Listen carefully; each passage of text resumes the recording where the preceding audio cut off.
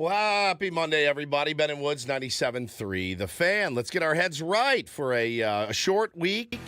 Such a BS week. It's just such a BS JOFO week. That's what you do this week before Thanksgiving, man. This is we're suckers. We're suckers for even being here today. And I'll tell you, we are suckers. We're suckers for the tier ones out there. And we'd like to keep your routine the same. So we will be here this week. Thanks for being here with us. I'm Woodsy. To my right is Italian Paul, a.k.a. Frank Marchese, a.k.a. Skinny Frank. The dude has lost 67 pounds or something, 63 pounds, and is looking lithe and lean. And you look fantastic, buddy. Welcome in. Thank you very much. Thank you for having me this week. It is our pleasure. I like the mafia name of Skinny Frank. Oh, Skinny Frank from down on Kearny Mesa Ave. Skinny Frank. You like that name better than Italian Paul? Wouldn't it be Fat Frank, though, since typically it's the skinny guy who's called Fat? That's Yeah, true. that's They true. go opposites. That's true. oftentimes. They do. Fat. I don't like Fat Frank. I got like some Skinny alliteration, Frank. but- Yeah. So If you too were close. if you were bigger, they would have called you Skinny Frank. Yeah. But I like Skinny Frank now. But Italian Paul works well. Paulie Reindl is he's heading to Las Vegas today. It is his wife Megan's 40th birthday. I don't know if I was supposed to say the age, but sorry about that. Yeah, delete that, dump that. It's her birthday. Happy birthday, Megan. We love you. And I hope you guys have a great time. Well-deserved, certainly. Paulie doesn't take a hell of a lot of time off, so I want him to really enjoy himself. To my left is my partner, Benjamin R. Higgins, friendly neighborhood sports anchor. Good morning, Benjamin. Good morning. I want to grab onto that comment you said about this week being It's such a full of it, because it certainly depends on your kind of employment. Whatever, True. Whatever you do. Like if you're a paramedic, yeah. This is just a normal week for you. it's a normal week, or even probably a Worse, busier yeah. week because you've got all the family emergencies that happen during the holidays, and turkeys that catch on fire in ovens, and people who eat too much and have medical emergencies. It's probably a huge work week. If you're probably in sales in an office, I'm not closing any business these 3 days before Come on. Thanksgiving, and everybody's pretty much taking it off. You're only half working anyway It's a if you're even joke. there in the office. For us, it's kind of in the middle. I mean, they consider the holidays a kind of a sports time of the year, but for us, we're outside of baseball season. Paulie's not here, so it does feel a little bit like a fake kind of week here. We will be here Monday, Tuesday, Wednesday, and then, of course, off Thursday and Friday for the Thanksgiving holiday. But, everybody's different. We can't all get on the same page when it comes to work schedules. Yeah, it's true. And I was speaking for myself and for us, and pretty much my entire life since I graduated college, I was in sales. And so this week I was talking to a buddy of mine yesterday who works for a golf magazine in Dallas, and was telling him about our weekend. We went out to the Wishbone Brawl together, me, Ben, Paul, and my dad, and we got to watch Kelly Slater and Bill Murray play golf. We got to see our pal John Ashworth, who's the caretaker of Goat Hill. If you haven't played golf at Goat Hill in Oceanside, couldn't recommend a place more. It will absolutely kick your teeth in, but it is a beautiful course, and they take such good care of it. And they do this charity event every year. And we got to go out there and hang out, and ran into a ton of tier ones out there. Ran into the guys with this hat that I'm wearing right now. It says Strictly Business on it. And the brand, I'd never heard of it before. It's called Melon, Melin. And he is a big listener and said, hey, I want to give you guys some Melon gear. And I said, man, I love this hat. Now, Frankie noticed right away, who does this belong? This is it's a NASCAR branded hat. Yeah. Who's Mellow Yellow. Yeah. By, you said John Hunter Nemechek, Yep, right? John Hunter Nemechek. I don't know who that is, but this is his brand. It's a Strictly Business. Now I saw it spoke to me, and I said I got to have that hat. And so, but it was cool, man. We got to go out there and hang out. One of those weird, I wouldn't even say bucket list ideas, or events, but one of those things that happened to me, and I go, well, that's weird, and that'll never happen again. And I don't know how many people that's happened to, but we were obviously pretty excited to see Bill Murray. Like Kelly Slater got out of his car let me back up for a second. We get to Goat Hill about an hour before tea time, right? So all the celebrities are teeing off at noon. We get there at about 11:15. And we see our pal John Ashworth, who runs it. And I put my arm around him. I go, how you doing? He goes, I'm good. I'm sweating it. I go, why are you sweating? He goes, well, 2 people haven't showed up yet. And I go, let me guess which 2. Kelly Slater and Bill Murray. He goes, yep. And I go, oh, God. And he had talked about this when we had him on a couple weeks ago. And I said, that would make me sick to my stomach. He goes, yeah, I'm a little nervous. You can see him kind of peering out into the parking lot, right? Well, Kelly comes in, backs up. Kelly Slater gets out of his car. And you look over, and your first reaction is, you son of a bitch. You son of a bitch. Look at you. Pants fit perfectly. Shirt molded around his big biceps. Tan. Handsome as all get out, right? Put together, right, Benny? Yeah, and Kelly is, he's got that whatever goats have. The Jordan, the Tom Brady. When he wants to be good at something, he needs to be the best at it. Yeah. So he's a really good golfer because he puts the work into it. I mean, obviously he's an 11-time world champion surfer. He's the GOAT in his sport at surfing, but he's a pretty good golfer as well. He takes it seriously when he comes out there. He's just ultra competitive, just like Jordan was, just like Kobe, just like Tom Brady. If they're going to compete, they want to win. And he wanted to win this thing. Once he was in it, he wanted to win it. No question. Yeah. And to watch him go out and then start striping balls on the range, you're like, bro, you're great at surfing. You're really, really good at golf. Like, he plays guitar with Eddie Vedder, and he's so handsome. And you look at it and you go, it's like God looked down and was like, we got a bunch of extra stuff. Just give it to that one guy.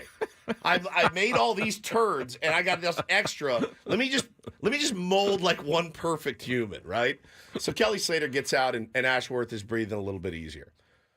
We're still waiting on Bill Murray, and they've already started the all right, welcome everybody to Goat Hill. They're introducing the other golfers. No Bill Murray. And Ashley's sitting out by the parking lot, and he's just looking in the parking lot, waiting for the car to drive up. Sure enough, man, car pulls up, the door opens, and out steps Bill Murray, Ernie McCracken, right from Kingpin. What about Bob? All these movies that I have adored. Carl. Yeah, Carl Carl Spackler. All of these Professor Venkman. Peter Venkman. All of these legendary characters. And to see him up close and personal was, I don't really get starstruck much anymore because we get to meet a lot of cool people. That one, I was like, He's taller than I thought. He is. He looks for 74 years old, man. Yeah, are you supposed to say that, or do we need to dump that? He looked fantastic. So we followed him over. We watched him hit some balls. Then he goes to the first tee, and I'm a foot from him. I'm right behind him. And he turns around, and he looks at the guy next to me and goes, "You need some sunscreen?" And the guy goes, sure. He reaches into his bag, takes some sunscreen out, and sprays him. And I go, "Do you have any more?" And he goes, "Yeah." And sprays me down. Sprays me down with sunscreen. And then gets Paulie. And then gets Paulie. So he looked at Paulie. He goes, "You are pale." And just gets Paulie. Gets Paulie too. It was so trippy. Steve says, was there a visible aura around Bill? Yes. Yeah, Bill Murray has the thing. He's got that thing. A girl had a sign that said, it was a bright yellow poster board, and it said, "My dream is to be hugged by Bill Murray." As he was walking down to the tee box, he noticed the sign, didn't break stride, picked her up, gave her a big hug, turned around, and just kept walking. And it was like seeing a beetle. He's just got that thing. He's got it. And it was so cool. So the first hole at the Goat is a short par 4, and they're playing a scramble. So they're out in the fairway. And if you know golf, they've got like 50, 60 yards in, which is one of the diciest little shots in golf. And you're going, the worst. And now he's got to do this in front of, and there's like 1,000 people that are all around this hole watching. And I'm thinking, I mean, he barely got here in time to warm up. This is like the nightmare shot. You hit a skull, you're going to kill someone. It's going to, line right into someone's forehead. Bill Murray, with just a touch of class, knocks it inside of the leather for a knock-in birdie to start his round. I go, okay. It's unbelievable. He's a serious golfer. You stayed for a few holes. On 7, he rolled in like a 40-footer I saw for birdie. that on Twitter. Everybody went crazy. And, I left after the front 9, but I heard from our buddy Matty Janella afterwards, he stayed almost 2 hours signing autographs. Slater stayed even longer. I mean, he was there for hours afterwards, both supporting the GOAT, North County Junior Golf Association, and the Caddy and Leadership Academy, which was pretty incredible for both of those guys to do that. Not, they didn't get paid at all for that. No. They just came to support John and the good charitable causes. So it was a really cool day on Saturday. Yeah, it's the Wishbone Brawl. And actually, so if you're listening right now and you want to play golf with me or Ben or Paul, you can go bid on a chance to do that. We did it last year to help them raise money. You can go in and place your bid. What is the website? Go to goathillpark.com Okay. and then look for the link for the auction. It's open, I think, until like December 10th or something. Yeah, so if you ever wanted to play golf with us, it's not, look. Be ready to scroll down. There's a lot of items, signed. well- Xander Schauffele signed merch. You Yeah. go near the bottom, I think you'll find the Ben and Woods experience to play golf with the three of us. We had a lot of fun doing it last year. It's just, look, I'm not good. If you're going to bid, let's be honest, play with Ben. He's a better golfer. If you want to have fun. If you want to have fun, play with me or Paul. Play with Woods. And if you want to Yeah. get all the real dirt on the show, Play with Paul. Yeah, So that's right. There's your three choices. Man, it was a really, really fun day. And anytime we get to hang out together as a show is always fun too. So we had some fun, met some tier ones out there. Got this lid. I was very happy about this lid. Strictly business. I like it. So, I got one too. It was just plain beige, which I think he had the fit funny, my. Ben had the funniest line, Italian Paul, of all time. We're looking through all the hats, and they're up there, and Melon's got a bunch of different options and a bunch of different sizes, and it's tough to find a hat that fits Ben's head. And so he goes, Woodsy, tell me which one. So we try. I go, no, that's not it. No, that's not it. No, okay, that's the right model. He goes, well, what color should I get? And I go, maybe black. He goes, I'm really feeling this beige one. And I said, oh, yeah, that looks good. And he goes, that's pretty much what my aura is. That's the color of my aura is beige. And I fell out laughing. I go, you know what, dude? I don't know that you've ever been more right. You hear about people when you see, people would always say about Prince, purple aura. Somebody walks in, they have this orange aura around them. I don't know that I have one. Ben goes, if I do, it's 100% beige. And I said, I think you've nailed that. I think you've nailed that entirely. And I think beige is an important color in the spectrum. Some of us need to be beige out there. We can't all be neon pink. We can't all be electric blue. There's got to be some beige people out there to make the world go around. It just fit so well. But listen, you guys know the drill this week. It's going to be loose. We're going to have some fun.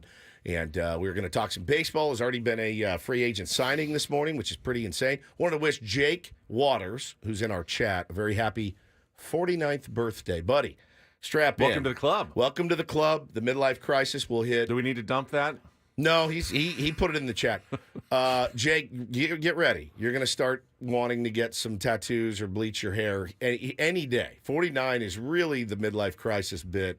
Or you're going to lean into your beige. Or lean into your beige. One of the two. We both go our own directions at 49. That is true. That is true. All right, we will set the menu coming up next for the short week and the regular show here on a Monday.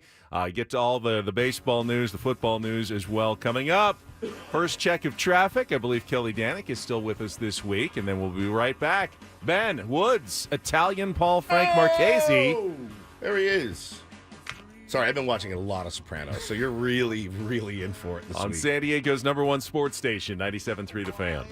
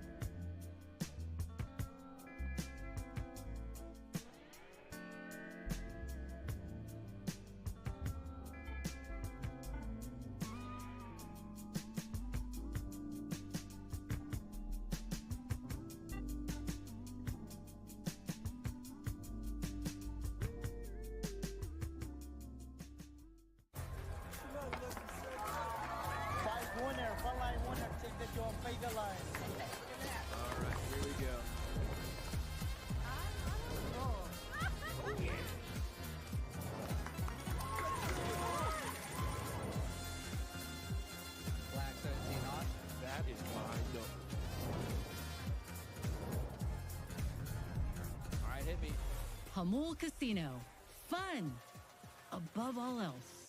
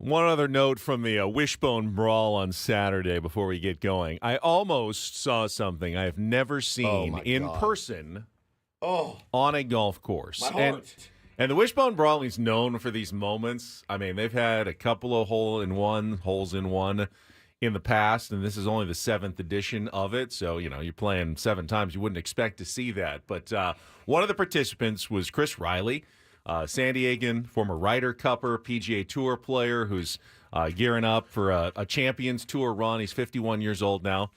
Dump that, Frankie. They won, right? They did win, yeah. He was, and his game is sharp right now. I'll tell you what, Chris Riley, he might be senior tour, Champions Tour player to watch in the future if he plays like he does. But the third hole at Goat Hill, which is, again, shorter course, 300-yard par 4. But remember, they're all using the old persimmon woods, the woods you grew up playing like with in the 70s that are not these high-tech. They have tiny little club heads where, you'd probably whiff if you tried to swing one of those today if you're used to playing a giant AI smoke driver from Callaway I can't like even I imagine. do. And on the third hole, we're standing up by the green. It's like a 300-yard hole. And Riley hits his persimmon wood, draws it up there. It lands probably 30 yards in front of the green, so he's carried it like 260. and it hops forward and just bounces straight toward the green. And all of a sudden, I'm going, this has a chance. This is tracking straight toward the pin. And I'm going, this could be a hole-in-one, par 4 double eagle. I've never seen it in person in my life. And it just continues to go toward the hole. A pretty good pace. It's not like it's cooking. And it gets right to the pin, and it hits the pin. And I'm going, it's going in. And it just trickled off to the left side for about 2 feet, like a tap-in eagle.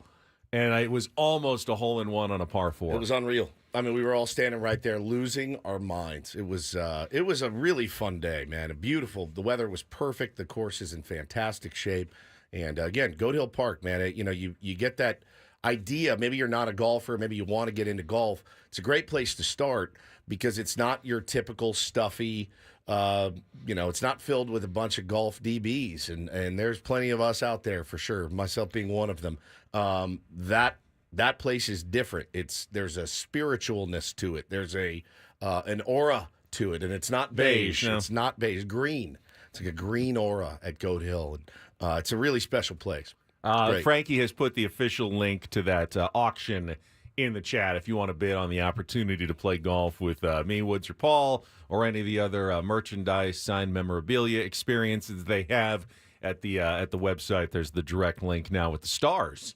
Looks good. It's attention grabber in our YouTube chat right now. All right, coming up on the program today, we'll set the menu as you mentioned. I'll tease it again. Already had a signing in Major League Baseball this morning. We'll talk a little bit about what happened over the weekend. The Padres did make a few moves as they had to, as every team had to. We have lots of free agents now in Major League Baseball that were let go by their teams. Now, none of them are, super exciting names, but there's a couple of names out there that did surprise on Friday when teams didn't tender them contracts, and we can talk about what's new in Major League Baseball as we get a little bit closer to baseball's winter meetings. What are we, about 2 weeks? So I think 2 weeks from today, they get started in Dallas, and then we'll probably see the offseason kick into the next gear, whatever that looks like. I would imagine the Juan Soto signing is really what everyone's still waiting for, but the winter meetings tend to get the ball rolling, except for the one team that continues to be the most active in Major League Baseball, and we will get to that coming up in our next segment. We also have a lot of football to talk about at 7 o'clock hour. Want to get into the weekend of college football. Another rough performance for Sean Lewis's San Diego State Aztecs on Saturday. I didn't really watch the game. I just kind of followed along and go, oh, they're doing well. Oh, they're doing really poorly now. Oh, they're way, way out of it at this point. Yeah. How did that happen? I swear, I was looking at the score and I go, oh, they're up 13-0. Good for them. And then I looked again about an hour later and they were down 41-13. And I went, what the heck happened?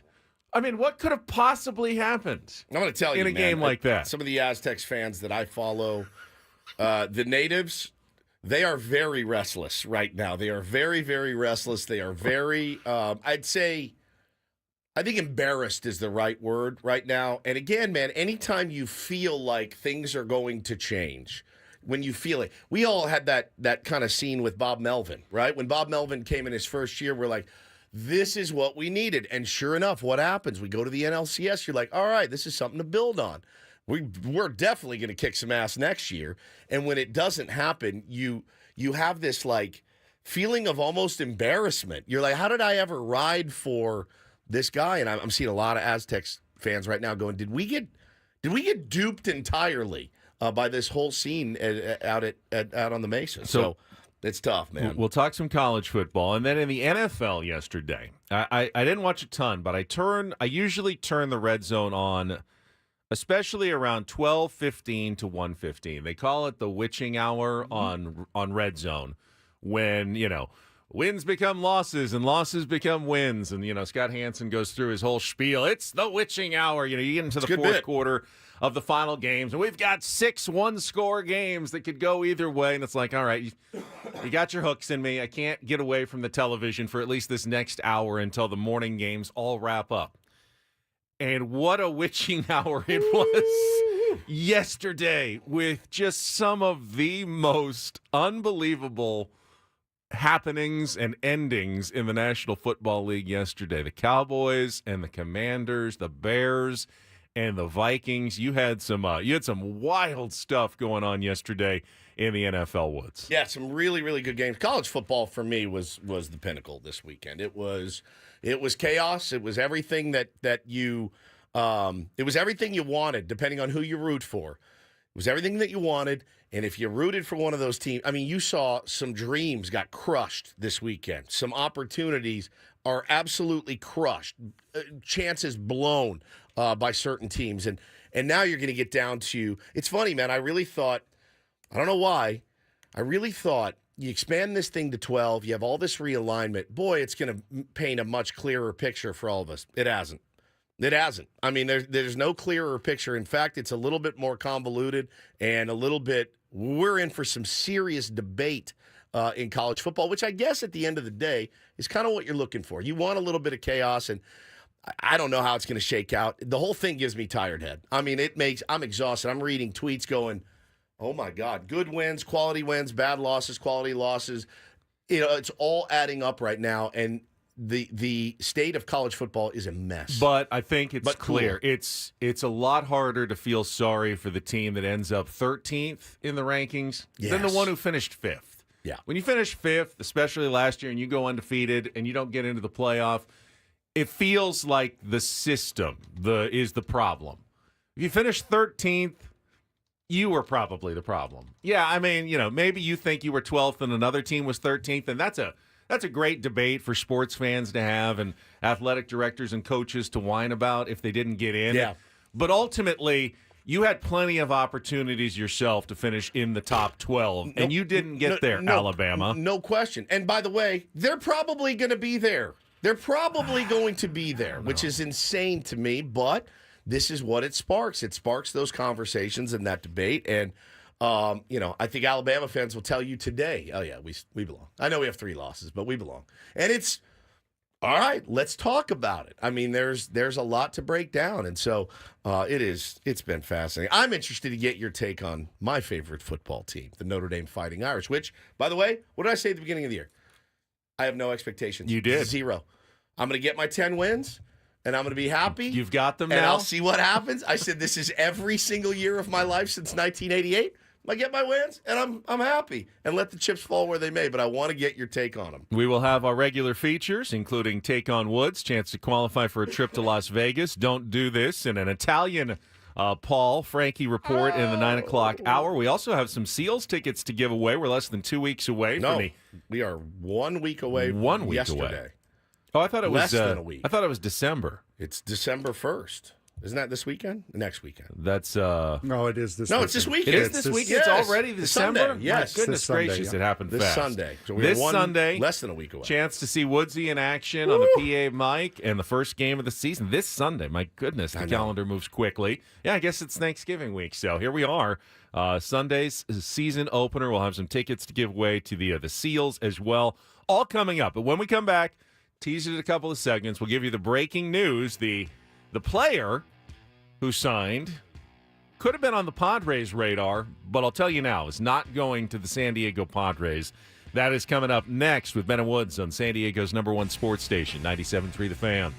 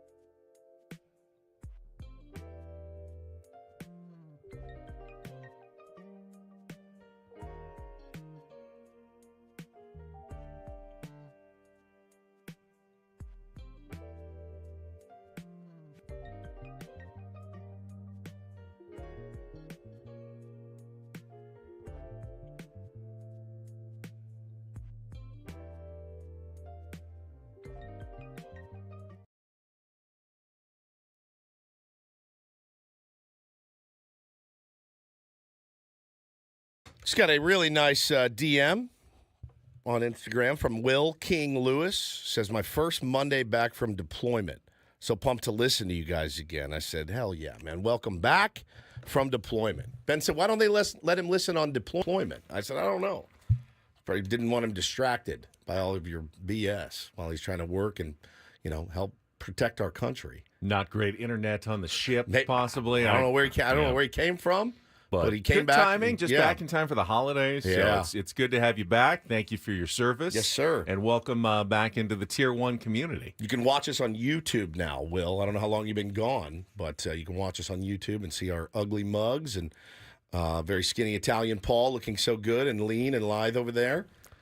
I could see it being a little distracting when you're in a foxhole and you're listening to you guys taking him to a strip club in Arizona. Yeah. I could see that being a little bit of a problem. Wiener jokes and whatnot and take on woods. I mean, if you're just sitting at the radar control panel, That's that true. must get boring after a few hours, right? Beep, blip, blip, But I guess if you lose your focus for a minute or two and all of a sudden, enemy aircraft show up and you were listening to Ben and Woods, that would probably be dereliction of duty. You got caught up in a riveting game of real or fake and just lost your focus.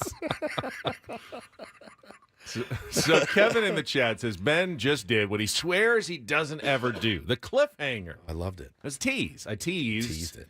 The player that signed this morning in Major League Baseball that the Padres probably had on their radar.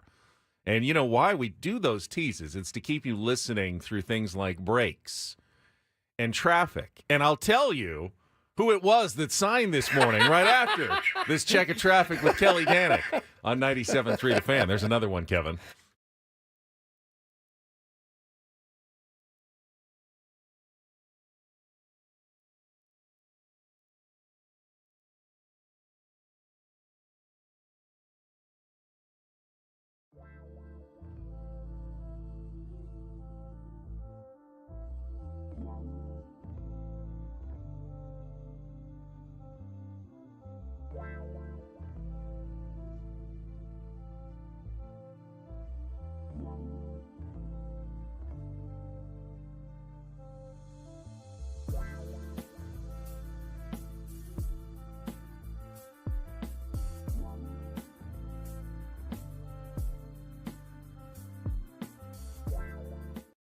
How much longer I can stretch out the fact that Yusei Kikuchi signed with the Los Angeles Angels this morning, Wood. So there's your... We waited 20 minutes for that. There's your payoff of your tease. Kikuchi, who was traded to the Astros and pitched really well down the stretch last season, gets to cash in on that nice, really 2-month run in Houston with a 3-year, $63 million deal with the one team that has been very active already in free agency this offseason. The Angels, who got Travis d'Arnaud and Kyle Hendricks, and they traded for Jorge Soler. Yep. They've been very busy, and a team that needs to remake their roster probably as much as any in baseball. Now, none of those guys are stars. They're not premium free agents or premium acquisitions.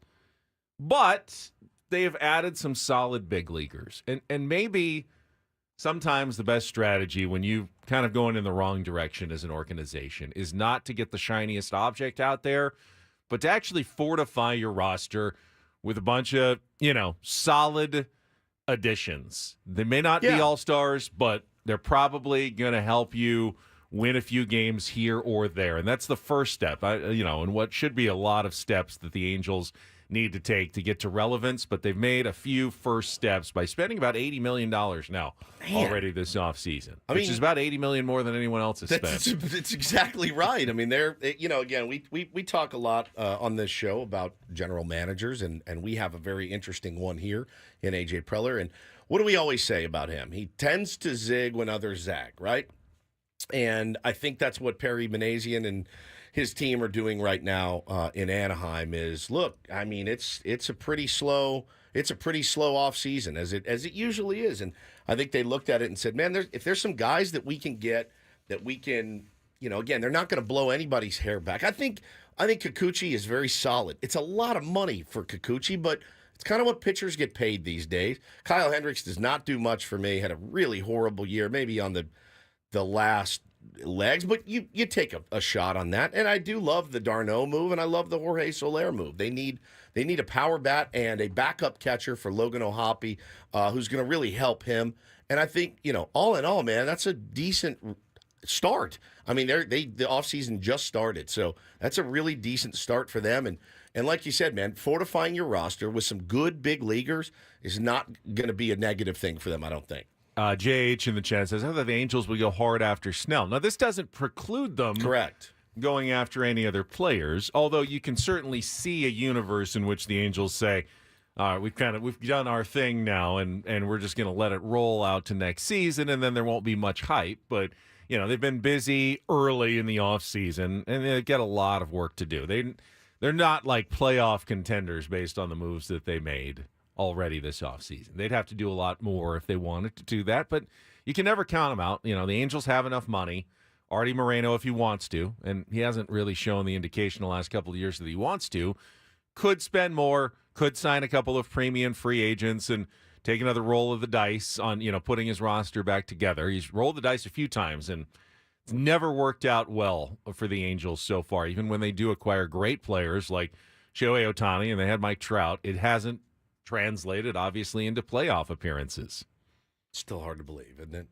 And then, Pujols and Rendon were, terrible signings. Yeah, and you don't know. Hunter makes the point in the chat, too, about the health of Mike Trout. You don't know what that's going to look like. Hasn't played a lot in the last few years. It's tough to see, the breakdown of that. And then Anthony Rendon, of course, has been so poor that they have actually started an Anthony Rendon tracker. And you can click on the link, and it will show you how much money he makes per minute that he doesn't play. And it's a pretty staggering number, man. But they have thrown – I did see an article come out, and they have kind of thrown the gauntlet down to him of, like, you gotta figure it out. You got to prove to us that you can play and that you still have a desire to play and play well. Again, it's that – I think if you're an Angels fan, you're smoking that copium telling yourself, well, I mean, look, let's be honest, Benny. If we were the Angels' flagship morning show, you know what you would be doing this morning. Well, think about it. If Rendon comes back and Trout's healthy and, now you add these guys, you can talk yourself into a decent season better than last year.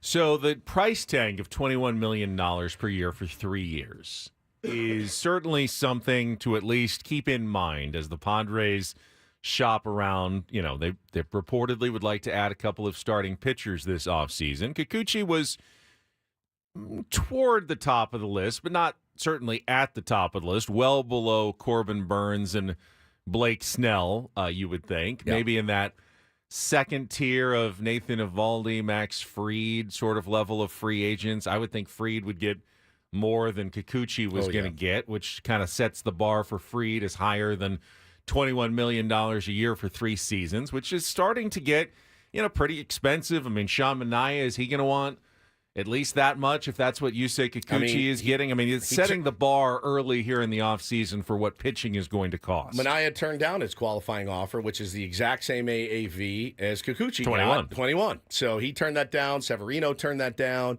There's still a lot of guys out there that are probably looking for a little more security than a one-year deal, maybe a little less AAV in cases like Severino and Mania, but still, I mean, $21 million.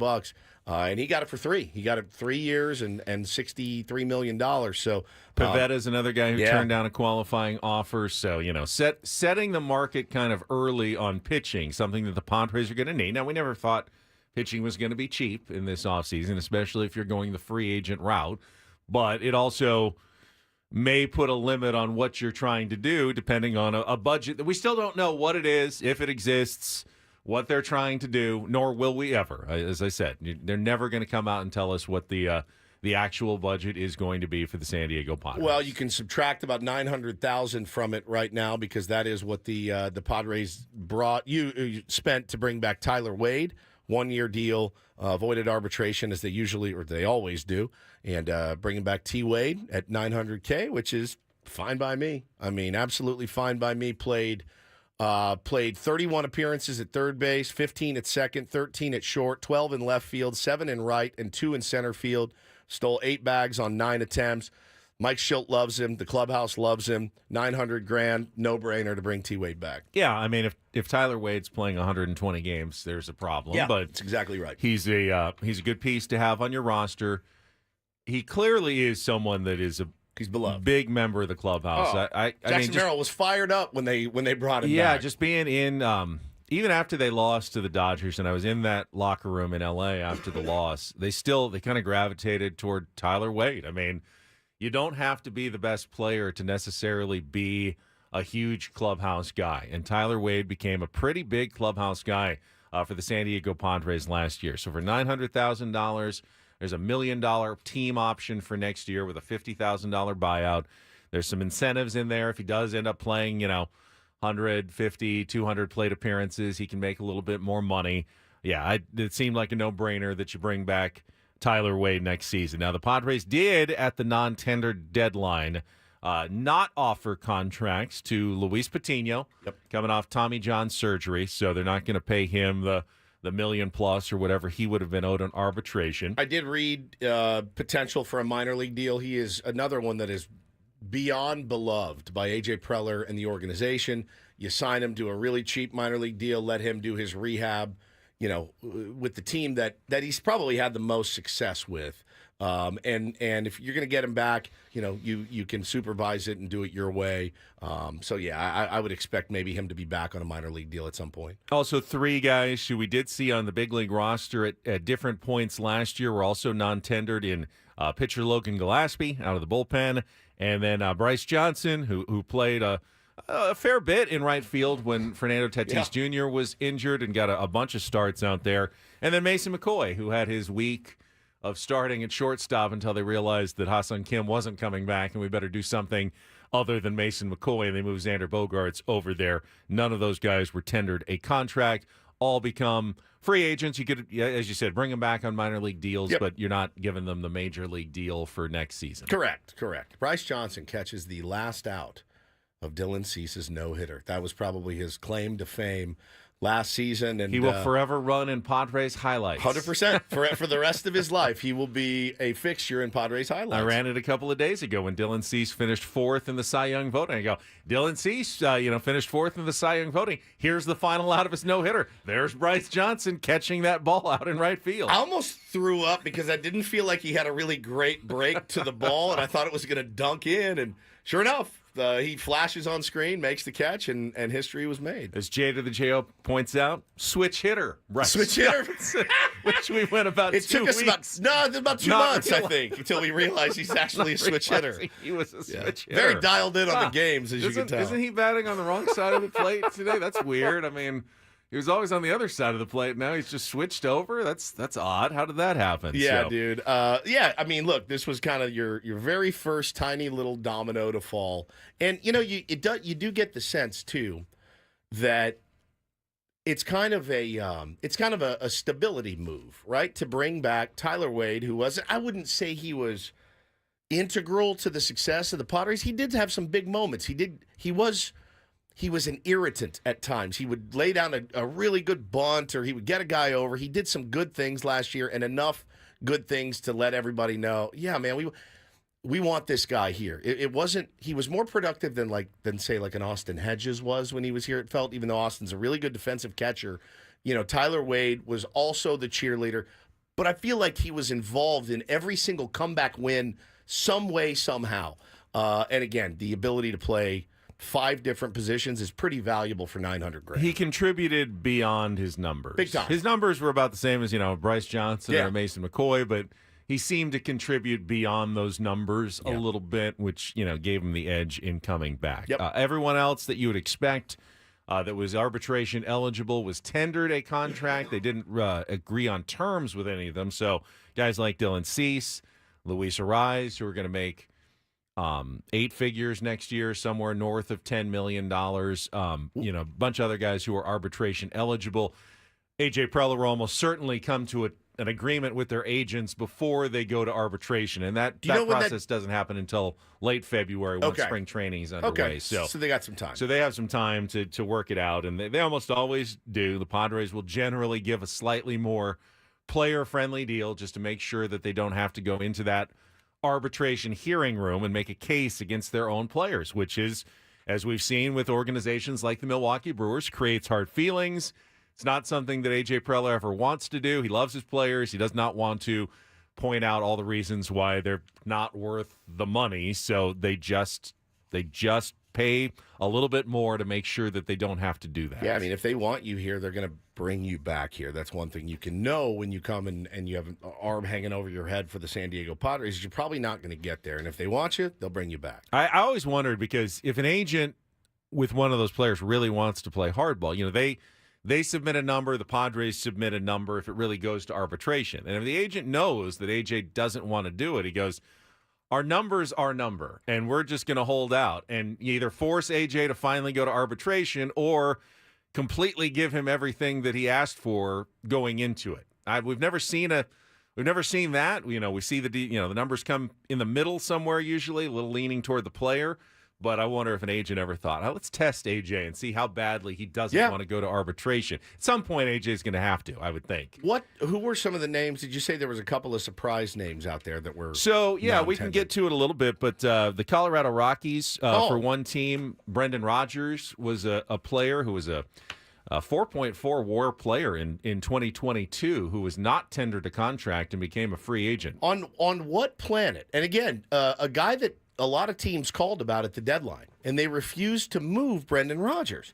And Cal Quantrill was another name that was non-tendered that got phone calls at the deadline. The answer to your question is Planet Rockies. What in the world are they doing? So the way I understand it is because he was so good in 2022, his arbitration number keeps going higher, and they're going like, we don't want to pay that much in arbitration for a guy who hasn't performed as Trade well him. The last couple of seasons. Trade them both. He's out there. He's out there and available. So is Cal Quantrill. Kyle Finnegan, the Nats closer. Yeah, there's some names out there. Yeah, All there's right. some reasons for it. I All like right, it. we will get into a little college football and take on Woods when we come back here on 97.3 The Fan.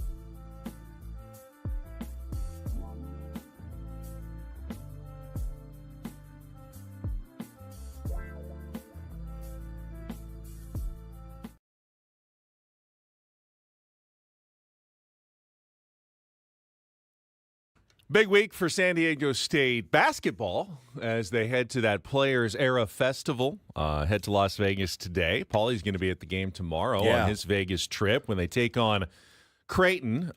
Tomorrow's game starts at 11 a.m. Perfect. Creighton is probably going to drop in the rankings a little bit. They were 14th last week. The new rankings in college basketball will come out this morning. Creighton lost on Friday to Nebraska, and they also lost one of their key players to an injury. Guard Stephen Ashworth was hurt late in that game, and the coaching staff said probably going to be a while before he's back, so don't expect him to play in that game. Now, they still have Kalkbrenner, their big center, who is going to give any team problems, including San Diego State. But San Diego State has one thing that a lot of other teams don't, a big shot-blocking rim protector in Magoon Gawath. The trick will be keeping him on the floor and out of foul trouble, which was hard to do against a team like Gonzaga. Creighton's very similar to Gonzaga. They're like the Midwestern Gonzaga. You know, basketball-focused school, put a lot of resources into that program, have made some deep runs in the NCAA tournament. Aztecs have both beaten them and lost to them in the NCAA tournament in recent years. And this is kind of a budding, cross-sectional rivalry between San Diego State and Creighton in tomorrow's game. Any idea if Miles Byrd is going to be back? I don't know. I mean, as they said, it was more the cramping that got him than the ankle in the last game. So, hopefully, in the desert, you get dehydrated even faster. So hopefully the Aztecs figure out that problem with all of their cramping players before the game tomorrow at 11 o'clock. And then Wednesday, they'll take on Oregon. And then Saturday, I believe, is the championship or whatever, the final game, and that opponent is yet to be determined. So lots of things still to be excited about for San Diego State basketball. And this is the tourney where you get the $1 million to your NIL fund just for playing. Just for playing, you get $1 million in NIL fund, which is fantastic. And if you win, you get more, right? Yes, the winning team gets another $1 million, I believe. I'd be so sick. That would be a nice little bonus. Add it to my donation that I made last week. That's right. To put it with the rest. You got a nice email. I did. Didn't you, for the Mesa Foundation at San Diego State? They appreciated the shout out, and I felt very important. That's how you do it. That's customer service right there. They're doing it the right way over there. So the excitement for San Diego State basketball is juxtaposed against the lack of excitement right now for San Diego State football as they lost to a not a great Utah State team on the road on Saturday. San Diego State jumped out. They were up 13-0 at like the 2-minute warning in the first half. And go, okay. All right. Solid. They're going to snap their losing streak. Things are going well. And then over the next 30 minutes of play, they gave up 41 straight points to the Aggies and ended up losing 41-20 in a game, I'll admit, didn't watch. Didn't even realize it was on that early in the day, which is a problem right now for San Diego State football. They're just not moving the needle. Sean Lewis was supposed to in the first season. If not, no one was expecting 12-0 going to the college football playoff, or even a Mountain West championship was probably too much to ask. All you really wanted to see was move in the right direction, install an offense that's kind of exciting. I know there'll be some glitches going forward, but let's see some higher scoring games. Let's see some back and forth football, some excitement. And unfortunately, it really has not happened in the first season. Lewis was asked if the Aztecs are headed in the right direction once. And his quote was, absolutely. We're doing great work here. It's going to continue to move the right way. It takes time to build something at a championship level. It's really, really easy in society to tear something down. It takes a different group of individuals to build and create. We know we've got the right people here that are doing that. We are going to continue to build. We're going to continue to create, and there's going to be championships that come home in the future to the Mesa. That I have no doubt about. He's bullish on the team. I'm glad he has no doubt about it. I think the rest of us obviously are feeling at least some doubt. Not so much like you wouldn't want to make a change at this point. No, it's one season. You do have to give him some time. I did see people calling for that. Oh, of course. There's always fans who are going to call for that they're at best they can match their 4-8 record under Brady Hoke from last season, which was really bad season. Best. That's at best if they beat Air Force at home in their finale this week. If they lose, it's a step back at 3-9. And that's just not what I'm sure J.D. Wicker had in mind when they made this hire. I mean, you're looking for, hey, maybe we have a good season. We sneak into a bowl game. Yeah, There's 6 some wins. excitement on the offense. People are coming back and filling the stands because it's a new brand of football. It's not the defensive forward kind of slogs that San Diego State football had turned into under Brady Hoke. But now, they're really combining neither. It's like the defense has taken a step back. The offense really hasn't taken a step forward, and it's been a rough season for the San Diego State Aztecs. Back-to-back 41-20 losses, too. Oh, is that true? Yeah. The same score? UNLV beat them 41-20. Utah State beat them 41-20. UNLV is actually a pretty decent team. Unfortunately, Utah State, not really. They're 4-7 after that win, so that's kind of a step backwards, too. 10th in the Mountain West right now that's not ideal. No, I mean, I get it. You can't compete with the NIL war chests of the Alabamas and the Ohio States and Oregons of the world, but you can compete with the Utah States and UNLVs of the world that are in your conference, and right now, you're failing to do so. Now, next season, if Sean Lewis doesn't take a measurable step forward, you've got a problem. Yeah, no question. He's got next season, but if it goes in this same direction, then you'll have to start thinking we did not make the right hire. Right now, fine. We'll give him his time to, install a complex new system and see how it works in the next year. The question is, will you actually get to keep, all of your players? The ones who have showed any promise will probably be lured away by NIL opportunities and opportunities in bigger conference programs that could go to a college football playoff. How do you keep the players or are you starting over again from scratch next year?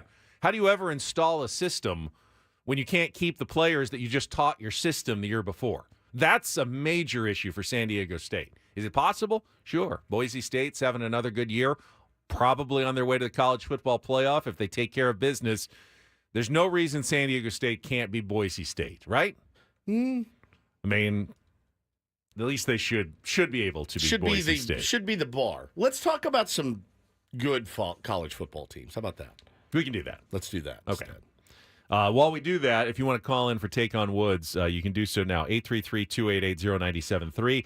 833-288-0973. Well, let's talk about your Notre Dame Fighting Irish for a second. Pretty impressive dub in a series of very impressive dubs over some, middling opponents. I will give you that. But losing to Northern Illinois was really a low point in the career of being an Irish fan. That was a really tough and inexplicable loss. But a lot of people saying probably the best thing that could have happened to them, because since that loss, they've been a juggernaut. And I don't know how you watch that team and go, that's one of the best college football teams going right now. I mean, they're on fire, Benny. Number 1 in point differential, which I know is important to you. Number 2 in turnover margin. Number 1 points in play. Number 1 points per play allowed. Number 6 in scoring offense. Number 2 in scoring defense. I mean, they are rolling through teams right now. And, honestly, I'm fully expecting USC to beat them on Saturday to complete my really fun sports year. Woodsy's fun sports year in hell, with the Dodgers winning the World Series. Just perfect. What do you think my take on the Irish is? Probably that their strength of schedule isn't strong enough. They're certainly untested, to be sure, but had they not lost to Northern Illinois, they'd be clearly number 2 in the country right now. Well, it's one of those things where the schedule's made so far in advance, and when you schedule, they got the service academies, and I get that. That's some of it's tradition. You beat A&M at their house. Now, A&M has scuffled a little bit since then, but at the time, that was a monster win. You scheduled Florida State. Nobody expects Florida State to be this bad. You scheduled USC. Nobody expected USC to be this bad. So it was Army and Navy were both better than they usually are. They're better than they usually are. But when you are used to playing those service academies, Notre Dame has a big advantage over those teams in terms of athletes. They should mop the floor with those teams, and they did. I think Marcus Freeman is a heck of a football coach. So I think that was one of the best recent hires in college football. Not perfect, but they have definitely taken a step in the right direction. And my take on Notre Dame is this is the year. If you were ever going to Notre Dame. Just like the Padres. That's how I feel. A little bit like the baseball season. This is the year. it. I don't think there is an overly dominant team. Ohio State's pretty good, man, and Oregon's pretty good. Yeah, they're both pretty good, and they would both be favored over Notre Dame, but I don't think they're unbeatable. Both of them have had their games in which they have been tested and struggled. They're not immune to it, and I think Notre Dame could step up. Now, ultimately, am I going to, put a lot of money on Notre Dame to advance in the playoffs? They have the disadvantage of no chance at a bye in the first round because if they don't play in a conference, they can't get one of the 4 byes. That means they have to win 4 games to win a national championship. It may keep Notre Dame from ever winning a national championship because, at least in this format, they'll get a home game almost certainly. If they beat USC, they'll get a home game, which they'll have a good chance to win, but it won't be an easy one. But then they'll have to play a bowl game quarterfinal, a bowl game semifinal, and a championship against 3 really, really good teams. No doubt. It's a gauntlet. It's a mountain. So what they miss, maybe with a lower strength of schedule in the regular season, they get made up for in spades. They will. If they win the championship, they'll have earned it. They'll absolutely earned it. But I'm actually somewhat high on your Notre Dame Fighting Irish right now, Woodsy. They look so good. They're such a fun team to watch. I will go out on a limb and say they're going to spank USC this week. I don't believe in USC at all. I know you're worried. But I'm going to say USC wins just to complete my year in the chamber. We know how it works for you. All right, we got a contestant on the line. Let's get to our first game of the week. It is time to play Take on Woods. It's time for Take on Woods. Woods. Woods. Take on Woods brought to you by Valvoline. Instant oil change. It only takes 15 minutes, and you don't have to get out of your car. For directions and discounts, go to SoCalOilChange.com. That's SoCalOilChange.com. We got Scott on the line. Good morning, Scott. How are you doing today? I'm doing well. How are you? I'm good. All right, Woodsy has left the studio. You get to go first in our 5-question musical trivia challenge. If you can beat or tie Woods, you will qualify for our grand prize drawing. 2-night stay at the Westgate, Las Vegas, 2 tickets to Soul of Motown, and a $150 food and beverage credit. The Westgate, Las Vegas, featuring their $70 million in room renovations, and the Soul of Motown, a high-energy concert-style musical tribute celebrating Motown legends. Tickets available at westgateresorts.com. All right, here are your categories today. 'Tis the season, not Christmas, but it's got one of the 4 seasons in each of the answers. Taking a trip to Pound Town. Those are song titles that all include a euphemism. And then prog rock. 5 questions about some of the greatest progressive rock bands. So, 'tis the season, taking a trip to Pound Town, or prog rock. Scott? Oh, man. Let's do seasons. 'Tis the season. All right. This category was submitted by our listener, Tier 1 Paul, who has come up with 5 song titles and musical artists, each with a season in the name. Winter, summer, spring, fall, autumn, perhaps. I will leave those all open to interpretations. You'll have 60 seconds, Scott, to answer as many as you can. Pass if you don't know one. We'll come back to it if there's time left. First question is the 2-second song. Frank is queuing it up now. You need to give me the title of the song and the artist to score that point. Scott, are you ready to play? Yeah, let's do it. All right, 60 seconds on the clock. Frankie, you're all ready? All right, your time begins when Frank plays our music. Category 'Tis the Season. Good luck. Scott, let's take on Woods.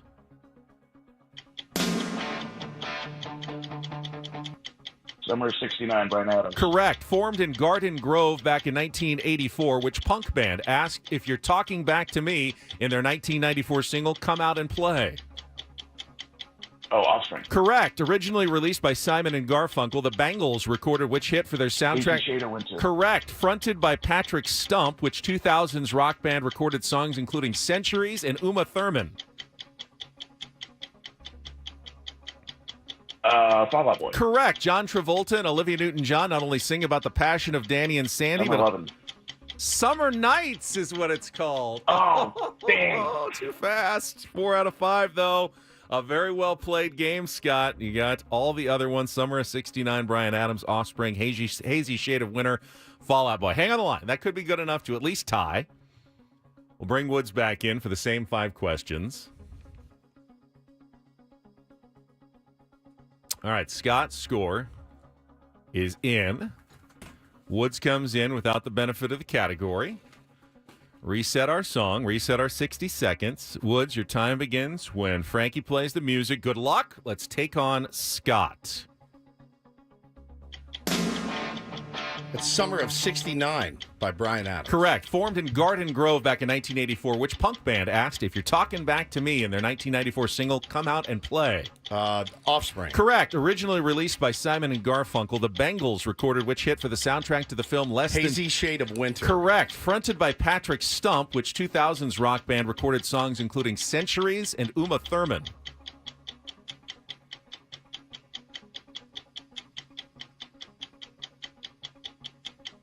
I'll come back to it. Pat. John Travolta and Olivia Newton-John not only sing about the passion of Danny and Sandy, but also had a top 10 Billboard hit with which song? Summer Lovin'. Incorrect. No! Fronted by Patrick Stump, which 2000s rock band recorded songs including Centuries and Uma Thurman. Uma Thurman. Is it Pete Wentz's band? Is it, what's that band? Oh, I'm going to lose my mind. It's important. I know. I can feel it. Time is up. And Scott, you have won. No! By a 4-3 score. So it wasn't Seasons? Yeah, it was. Summer Lovin'. Summer no? Nights is what it's called. He missed it, too. He said Mother Summer Lovin'. Summer. of God. Hot Summer Nights. Donna, Donna, Donna. So what's Who's the band? Fall Out Boy. Scott, Pete Wentz's congratulations. band. That's what I said. I couldn't think of Fall Out Boy. Scott, hang on the line. Frank will get your information during the break. You have qualified for Las Vegas. We actually have 5 or 6 qualifiers this month. Had some close games, some tough games, but the tier 1s have done well.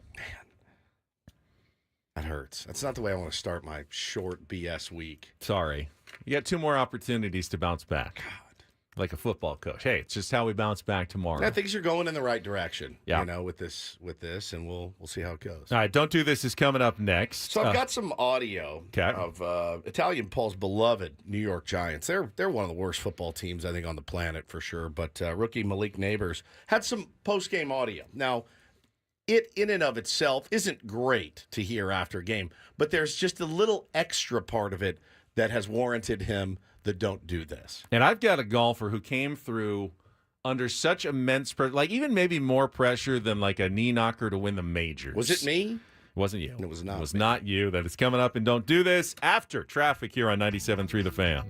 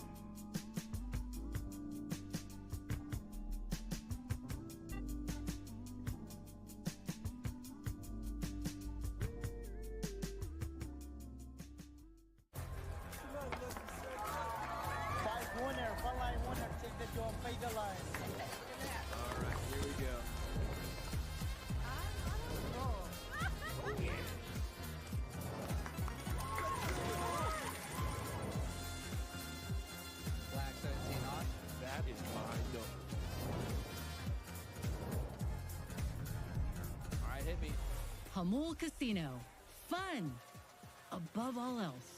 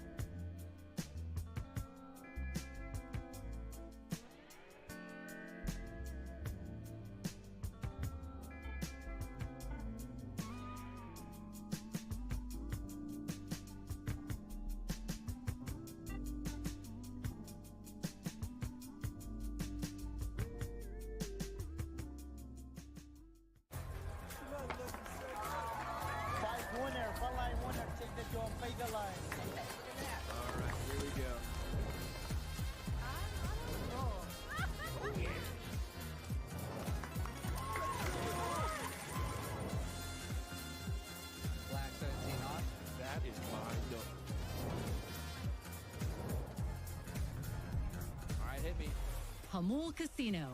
Fun above all else.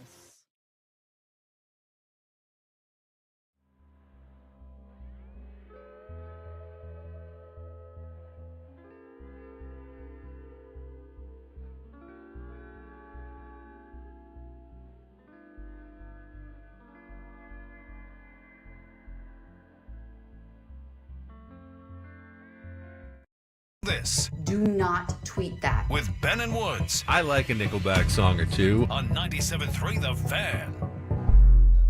Yeah, congratulations to Scott, who won our Take on Woods game. It is time now for Don't Do This on a Monday morning. And I will start, since we haven't talked any NFL football yet. There's a bunch of games to get to, but missing extra points that cost your team the game. And I get it, they're longer than they used to be, but they're still chip shots that you should make. And when you miss two of them in the same game, to torpedo your team, that's trying to battle for first place in a playoff spot against a struggling Dallas Cowboys team at home. Who battled back in that game. Austin Siebert of the Commanders gets a DDT today. What a crazy ending, though, to that game. So, Washington is struggling. They're down 20-9 with 3 minutes left. Zach Ertz scores a touchdown from Jaden Daniels. They get the 2-point conversion, so they pull within 20-17. They've got timeout, so they decide to kick off to the Cowboys. Yep. And Cavante Turpin. Oh my God! Missed, what a run. Well, first of all, he doesn't field the kick. He whiffs the kick. It rolls to like the 1, and you're thinking, oh, my God. He Bill Bucknered. It went right through his legs. Dallas is going to be pinned deep. Washington is going to, stop him and get great field position. But instead, Turpin picks up the ball, makes an unbelievable spin move, like in, Tecmo Bowl or something. Yeah. Madden. Spin move. Welcome to 2024 Tecmo Bowl. You couldn't spin in Tecmo Bowl. And he goes 99 yards to retake a 10-point lead for the Cowboys. So now Washington gets the ball back. You go down in a minute and kick a 51-yard field goal. So it's 27-20. Once again, they've got timeouts, so they see if they can get the ball back. And they do, but only with 30-something seconds to go. And they're at their own 14-yard line, down 7. So this is, pretty grim for the Washington Commanders. And in one play, Jaden Daniels hits Terry McLaurin right around the 40, 45. He weaves between a couple of defenders, and somehow the Cowboys allow an 86-yard touchdown on one play when they've got a 7-point lead. It is now a 1-point game at 27-26. All they need is the extra point, and they're at least sending the game to overtime. Now, they could have gone for 2 to take the lead, but they didn't. They decided to send out Austin Siebert again, who had missed a point after earlier in the game, earlier in the half, and he misses again. The snap was bad. It was low, but, they got it up, and he still pulled it, yanked it left, and it's 27-26. So now they have to do the onside kick, and the Cowboys do the funniest thing, and they return. Wanye Thomas returns that for a touchdown. So 2 touchdown returns in the last 3 minutes of the game, and Dallas wins at 34-26. Now, because he scored, Washington actually got the ball back and had a chance at a Hail Mary on the last play, when if he had just knelt on it, it would have been over. But you know what? The Dallas Cowboys end up with a rare victory, and the Washington Commanders get a don't do this for missing 2 extra points that end up costing them what would have been a critical win in the NFC East. That one, after that long pass play when McLaurin scored, I mean, you want to talk about taking the air out of an entire, you just feel everyone go, oh. I mean, it's just.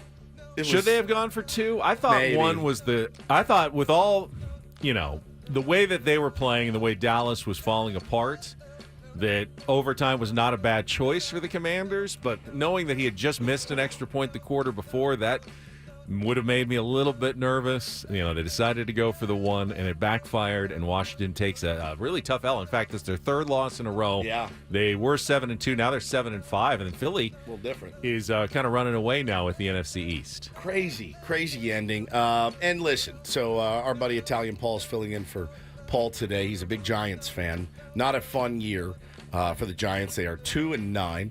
They lost again yesterday. And, listen, Brian Daboll, the rumor is he's could be out of a job in the next 48 hours, Ben. That's the rumor mill that's churning around New York right now. Might make sense. Seems to have lost the locker room. So rookie wide receiver Malik Neighbors, they grabbed him after the game, put a mic in front of him, and this is what he said. But listen carefully to see what else he did wrong. Go out there first, second quarter, don't get the ball, start getting targets at the end. I mean, can't do nothing. Start getting the ball when it's 30-0. What you want me to do? Why in the first half are they not looking at you? I don't know. Talk to Dave about that. Talk to Dave. Did you say something to the coaches at that time? I mean, they know. They come up to me, ask me what plays I want. That was that. I mean, I don't know. I don't know, man. So is he chewing he gum? Sure was chewing gum. They walk up to him, and he's about to talk, and he reaches in his pocket, pulls out a stick of gum, pops it in his mouth, like, yeah, I don't know. Well, I'm not getting the ball. So I'm watching this. What's the point? Up 30, you're down 30-0. Now I'm getting the ball. I'm watching this the whole time, going, no, rookie, come on, bro. You can't have the gum in your mouth as you're answering these questions. Listening to someone who chews gum that way, also makes me homicidal. If you're driving in the car on a road trip with somebody and they're next to you, like, have you ever, like, do your kids smack? Because when my kids smack their food, I don't think so. Hannah has to get up and walk away from the table. Like, I can't hear. I'm kind of with her in this. Like, can't really hear people eating. It kind of drives me nuts. But to have him chewing gum, just added insult to injury on a very, very rough Giant season. Finally, a little do this for a Monday. DD mega doo-doo. And I'm going to go to the world of golf. Now, there's pressure in golf when you're trying to close out a win in a tournament or a major. But then there's the pressure of keeping your career going. And it was the season-ending tournament on the PGA Tour. No one really pays attention. It's long after, the majors. This is, though, the top 125 players each year keep their tour cards for next year. Essentially keep either a high-paying job or a low-paying job in which you're just fighting for a chance to play every week. It's night and day. And Joel Damon, who we remember watching, if you watch the Full Swing documentary on Netflix, he's one of the guys, the characters, very open about his, his struggles, just like a real guy who's on the PGA Tour. Yeah, like an everyman. Was just outside the top 125 going into this final tournament, the RSM Classic in Georgia. Needed a big week. Got himself in position where in the final day he had a chance, but he knew he needed a low number. Didn't know exactly what it was.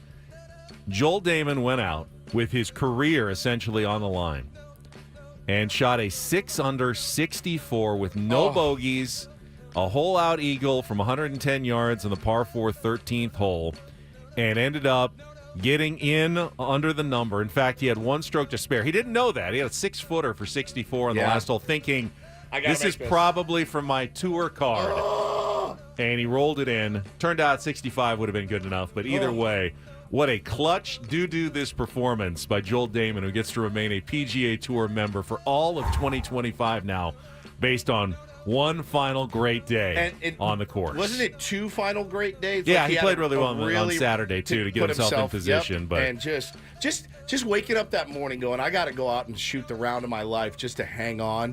Man, it doesn't get much better than that in sports. That's kind of what it boils down to. Damon said he started about thinking about what he loves being on tour and what he was going to miss if he didn't get there. Not just the good paychecks, but the competition, the people in the community that he's become part of, the friends he's made, how he has to say goodbye to all of them if he doesn't do this. And he goes and shoots that round yesterday. Pretty sick. Pretty cool. Congrats and that's to him. And do this for a Monday. That was Don't Do This with Ben and Woods on 97.3 The Fan. Didn't you have something you wanted to tease here? No, you did? At 8. Oh, at 8? Yeah. All right, well, we'll come back. We started our conversation of the NFL with the Cowboys-Commanders ending, but there were a couple of other sensational finishes during the witching hour in the morning. Had Sunday Night Football last night. The Eagles are starting to look pretty dangerous. Talk a little NFL football from Week 12 when we come back with Ben and Woods on 97.3 The Fan.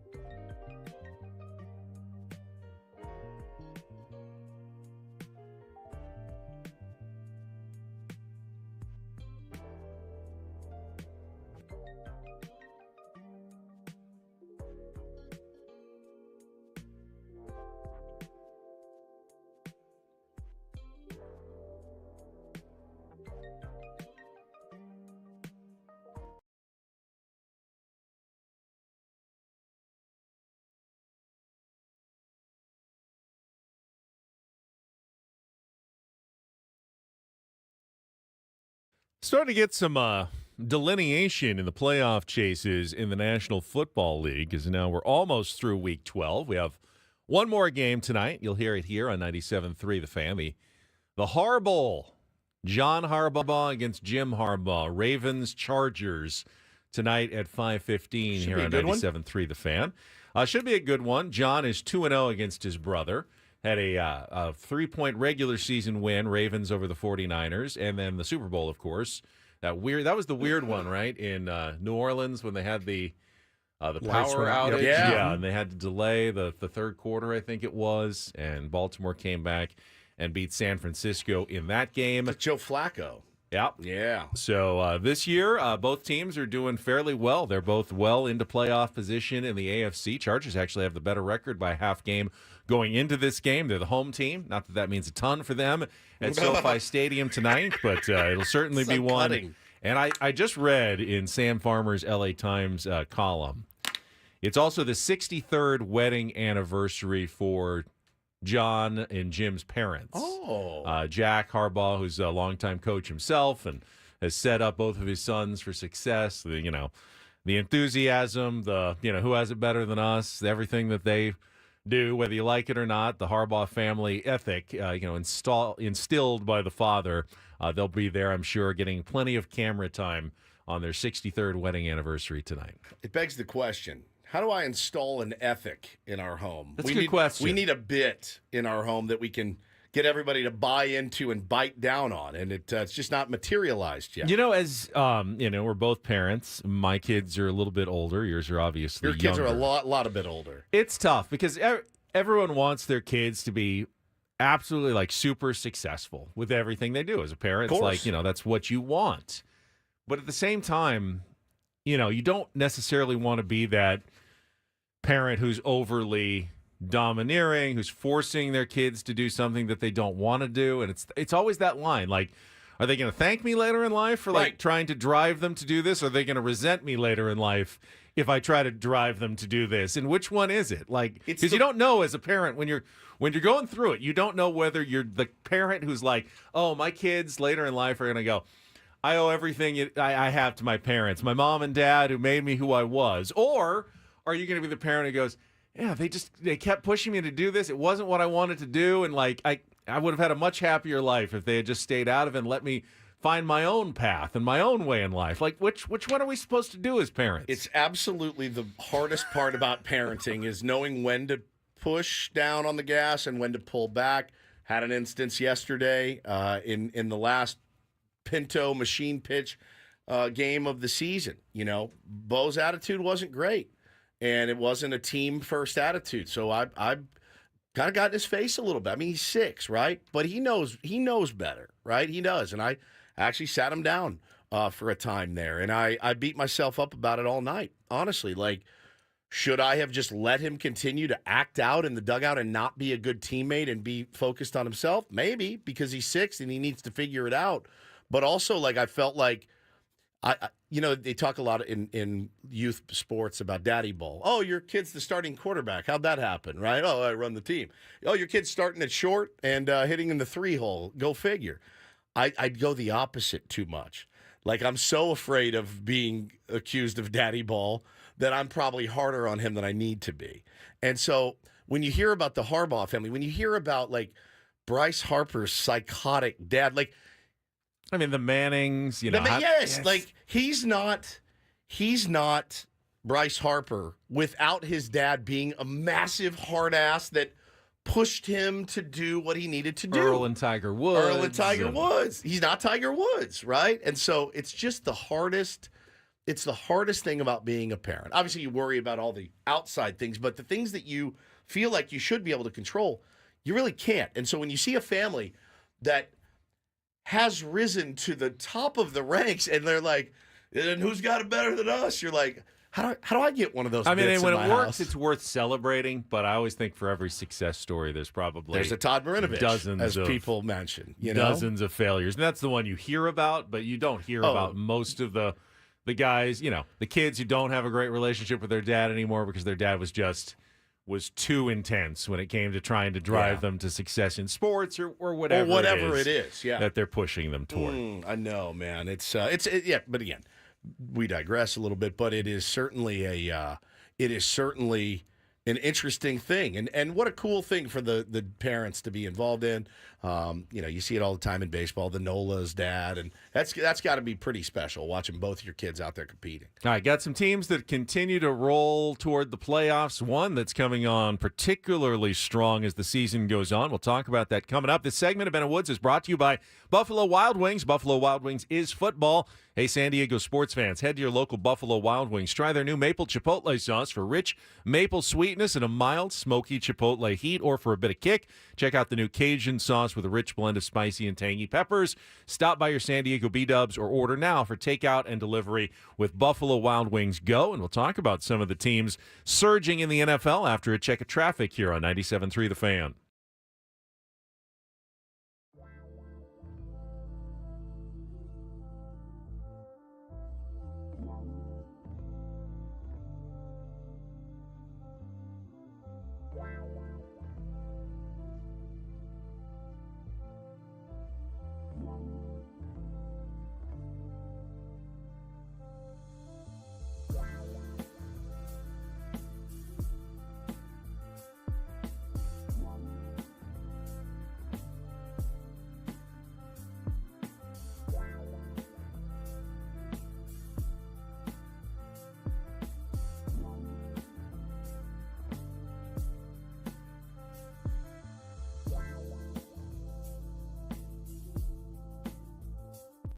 Detroit Lions are the best team in the NFC and maybe in football. Yep. They improved to 10-1 yesterday. First time the Lions have been 10-1 in 90 years. 1934, the first year they were in Detroit, was the last time they were 10-1. They beat the Colts 24-6. But there is a team that is coming on very strong in the NFC, and that is the Philadelphia Eagles, who last night, Sunday Night Football, went into L.A. and beat the Rams, who are not a juggernaut, but they're not a bad team, 37-20. And Saquon Barkley has been, if not the best pickup, certainly one of the best offseason acquisitions in the NFL. He's been healthy. Sorry, Italian Paul. Ran for a franchise record 255 rushing yards, including 2 touchdowns of 70 or more yards in the second half. Also had some receiving yards, so over 300 all-purpose yards for Saquon Barkley from scrimmage last night. As the Eagles now 9-2. Man, seemed like a team that early in the season was kind of in chaos, and Nick Sirianni was on the hot seat. And all of a sudden now, dude, you had Philly fans calling for his head, calling him a clown. They couldn't stand him. They wanted him out of there, and now look at him. They're sitting at 9-2, and maybe the biggest threat now to the Lions in the NFC and their road to the Super Bowl. You could argue the Vikings, they continue to win, but they always win kind of these close games where you feel like it's going to come to the playoffs, and one of these times it's not going to go their way. They actually blew an 11-point lead in the last 30 seconds. It's hard to do that in the NFL. The Bears scored a touchdown, 2-point conversion, recovered an onside kick, one play about 20, 25 yards down the field, and kicked a 48-yard field goal to force overtime in 11 seconds. The game looked like it was over. But then they got a 3-and-out stop and went down and kicked the game-winning field goal to beat the Bears 30-27. So Kevin O'Connell's team, they're at 9 wins as well. The Green Bay Packers they won again yesterday. They looked pretty solid against the San Francisco 49ers. They're done. Can't really get it going. Well, that feels like they're done. I mean, as a Super Bowl contender, you'd think they're done. Now, they're only a game out of first place in that NFC West, which has the Seahawks and Cardinals at 6-5 after Seattle beat Arizona in a kind of a lackluster game. Just had one interception return touchdown. And then the Rams had a chance to tie for first place, but they lost, so they're 5-6. But, with 5 games to go or 6 games to go, it's really anybody's ball game in that division. Whoever finishes strong, they still all have another meeting against divisional opponents. So whoever does best in those divisional matchups is going to win. And I can't tell you that Arizona is just clearly so good that they're going to stomp everybody.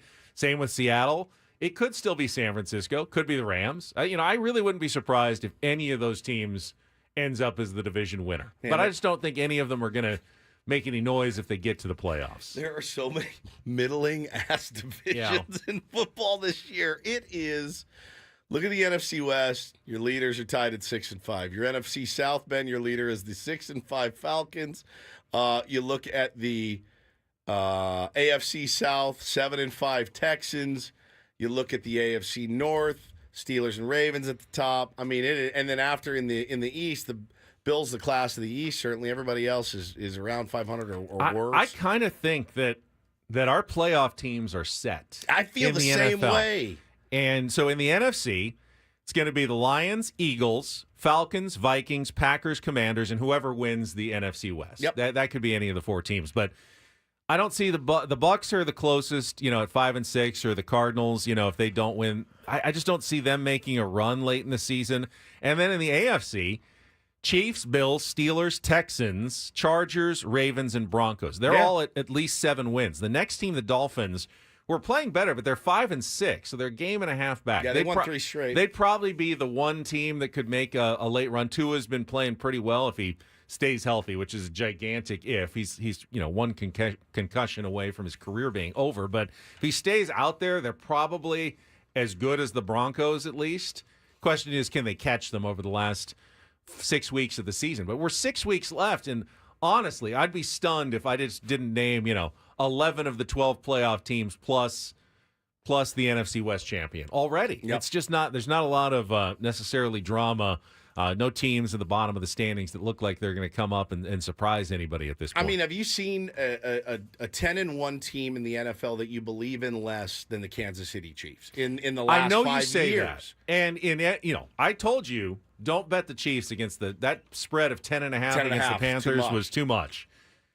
It's all different once the playoff starts, though. They can look as unimpressive as anybody. But don't we and say then the playoffs come around. It's true, but we say that every and you're going to bet against the Chiefs in a playoff game at Arrowhead Stadium. I mean, and winning games like that, it shows you that you can, right? But still, I mean, needing a walk-off field goal to beat the Panthers is a tough look. And Patrick Mahomes even said after the game, he goes, "I'm ready for some blowouts, man." I'm like, bro, the ball's in your hands. Like I'm not saying it's a mirage at 10-1 because they're obviously battle tested. They know how to win close games. They're Super Bowl champions, so they know how to do it. But you look at that and go, could you see them going one and done in the playoffs? I know they're great when the calendar turns, Benny. But I mean, if you're a Chiefs fan right now, you are hanging by a thread. I can if they get the bye. I can. Yeah, because then they'll play a winner in the next round, and they'll have to overcome that week off. If they end up having to play in the first round, they'll win that game against a wild card team like the Broncos. For sure.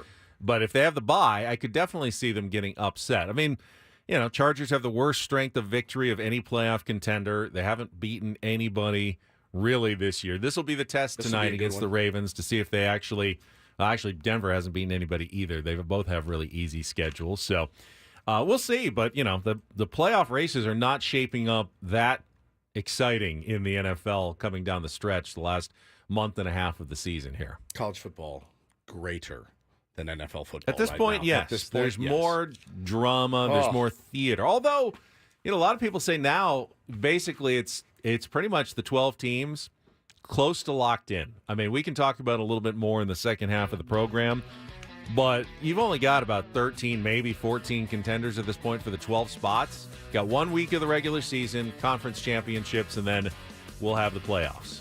Coming up next, I eat my words. I eat them, swallow them. Well, it's Thanksgiving week. It is. It's next on 97.3 The Fan. We'll be right back.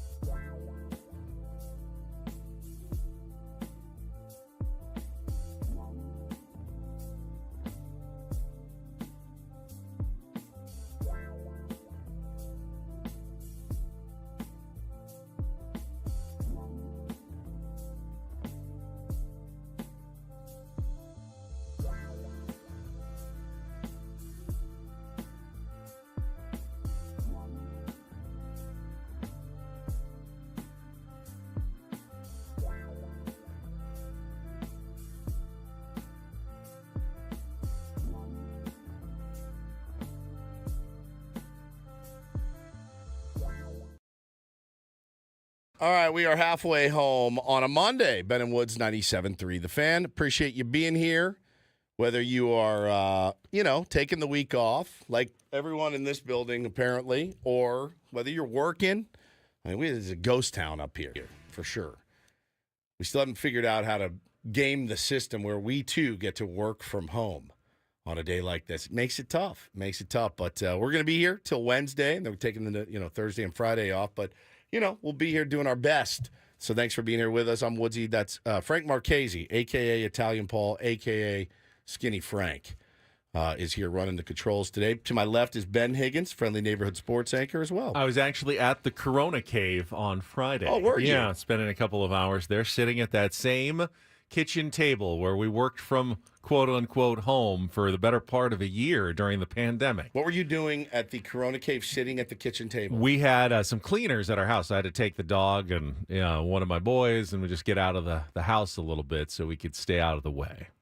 What did you do at the table? Just play on your laptop? I mostly just looked at my phone and sat there, and I had lunch with my mom. We had sandwiches. Oh, sweet Kim. Yeah. Well, so while you were just sucking down sandwiches and playing on your phone, told you guys on Friday. So we bought a Sprinter van for the family. We're going to have some family trips, and we're very excited about the purchase, and it's really, really cool.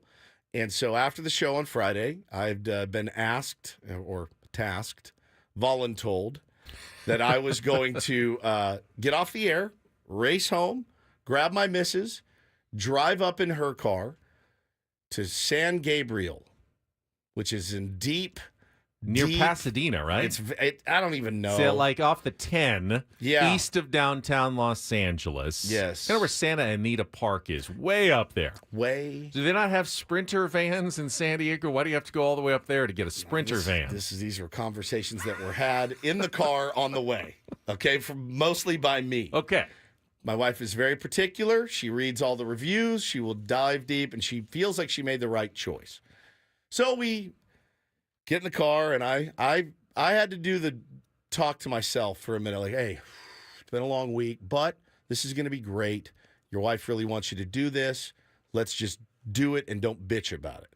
So I did. And Quality car time with the missus. Quality windshield time. So we actually had a nice drive up, jamming some tunes, having great convos, talking about all the fun things we're going to do.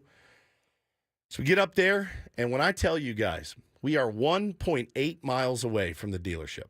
1.8. Traffic was pretty good. I made it up there in 2 hours and 15 minutes. 1.8 miles away, the phone rings. Hannah goes, oh, no.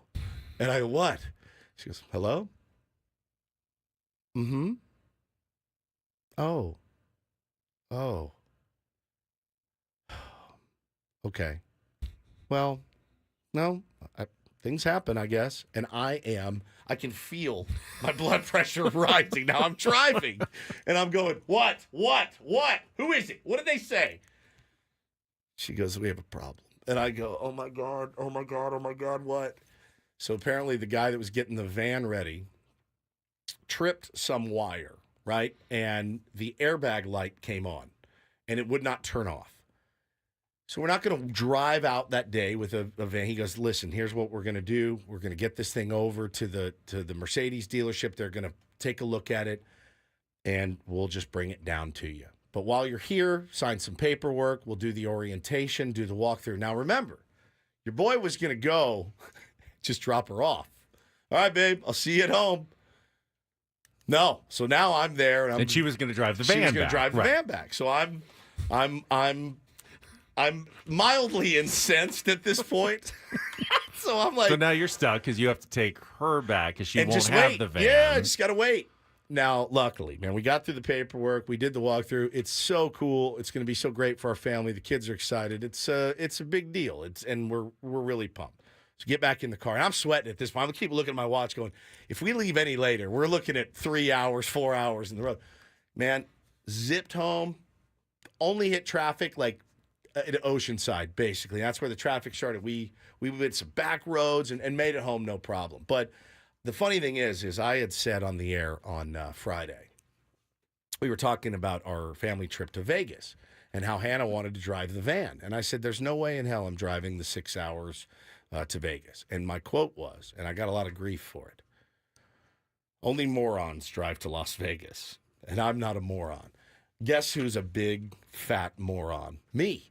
So yesterday morning, I log on to Travelocity, and then I log on to iFly Southwest, and I go, I'm just going to book these tickets because I'm not driving that van to Las Vegas. It's just not happening. With 2 kids, no chance. I'm thinking of Andy Dufresne in court. The quote was, I'll see you in hell before I see you in Reno. That's right. I'll see you in hell before I drive that van to Las Vegas. So, yeah, Adam says, who could forget that comment? Because Adam said, I drive to Vegas. Ben said, Yeah, I also do, drive yeah. to Vegas. So I plug in, everyone's age and name and hit submit for this flight, like a 11:30 flight out on a Friday. Come back at about 11:30 on Sunday. It was $1,869. And I went, Like $2,000. yeah, $2,000 to fly to Vegas. And I go, Yeah, the gas you said is just as expensive as going to Vegas. That one tank of gas, just as expensive as your $2,000 flights. so I walked in the next room and I go, hey, you win. And she goes, what do you mean? I go, you won. We're driving to Vegas. She goes, what? And I go, it's $2,000 to fly to Las Vegas. It's not worth it. And she's like, she was so happy and so giddy. Bummer for you, though. I'm probably going to take that Friday off. Oh, just because so you're you know. driving. Yeah, and that's we'll all leave at like 4 a.m. and go and do the thing. But, yeah, there's just no cheap flights to Vegas. Brandon man. says, did you check Spirit Airlines? I They're in won't- bankruptcy. You can get real cheap flights to Vegas. Now, if you want to bring the kids, like bags extra or anything, it's an $1,000, extra yeah. $1,000. It ended up being the same, but Lord Moron now will be driving to Las Vegas in the Moron van if we ever get it. But, man, the look of disappointment on Hannah's face when the guy said, you don't get to take your van home today. She's been so disappointed all weekend. I said, well, I mean, it's not like we had a trip planned on Sunday. We were leaving for Yellowstone, and we don't get it now. We're going to get it hopefully this week. And but yeah, man, I'm In case of a loss of cabin air pressure, oxygen masks will drop from the ceiling.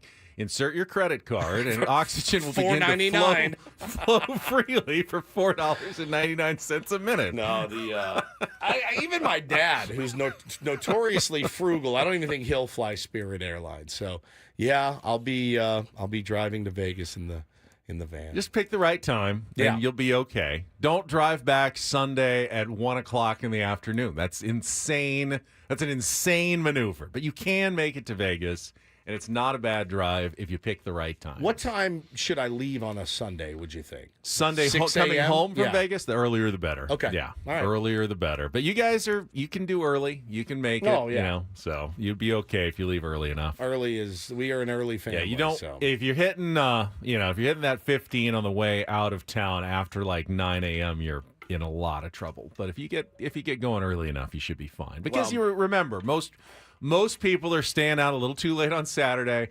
They're struggling to get up, make that checkout time of that's a good 11 point. a.m. But if you guys can make the checkout a little bit earlier, No problem. You can beat the rush back to Southern California. Bro, I'll leave at 4 a.m. I mean, I have no problem getting up early.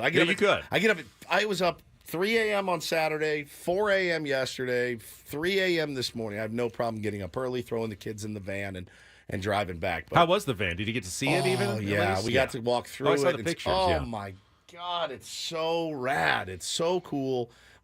There was 2 options. Like we got like the more they're the less fancy version, but it's more like rubber floors instead of nice fancy floors, because we have 2 kids that are just disgusting. And It's like Dexter. If you need to clean up easily. yeah. If I murdered someone in there, it'd be an easier clean out than it would to have the other one. But it is so cool and slick, and I'm really looking forward to it.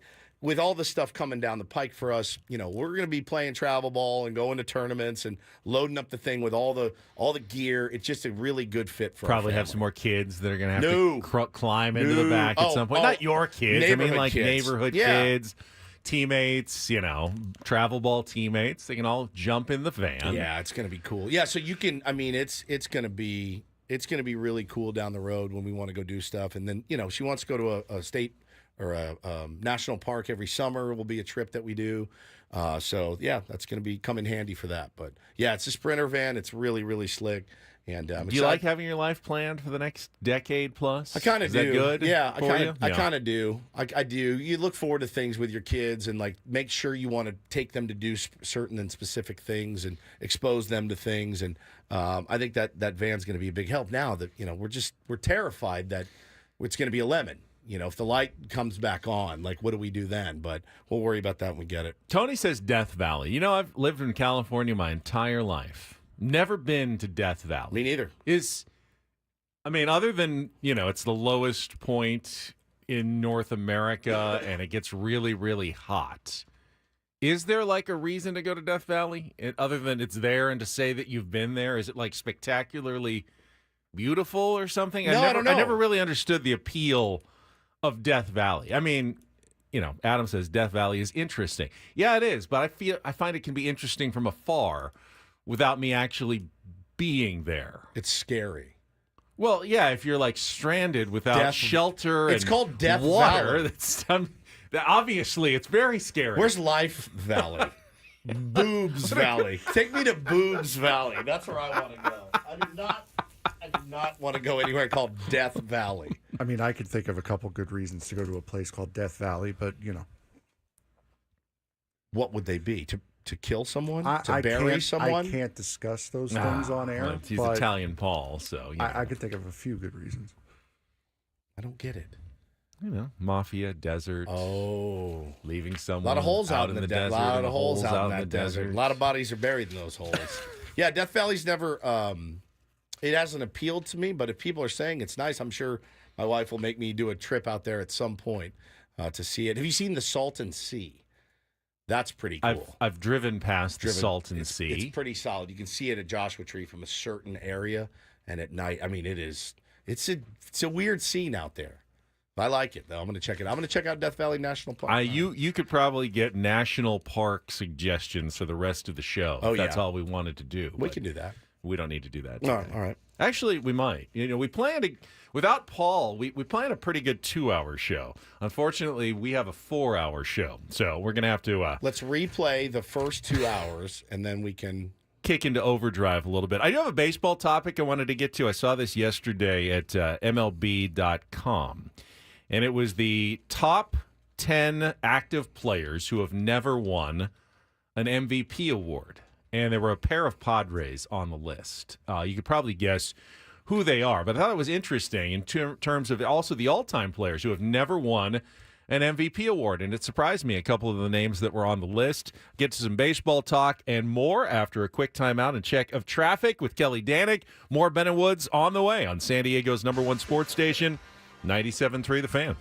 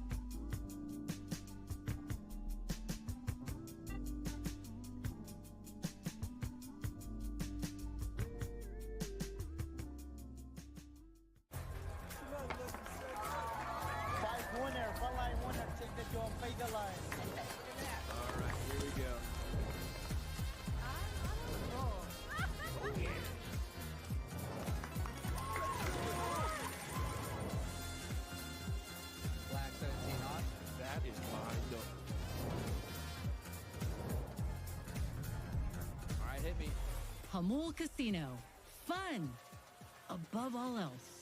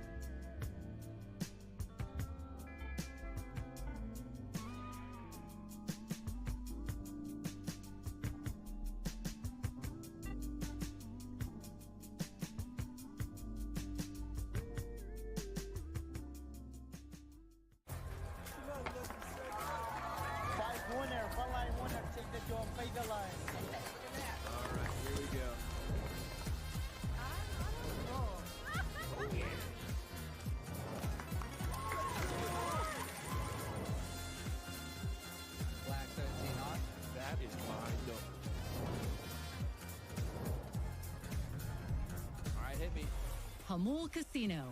Fun above all else.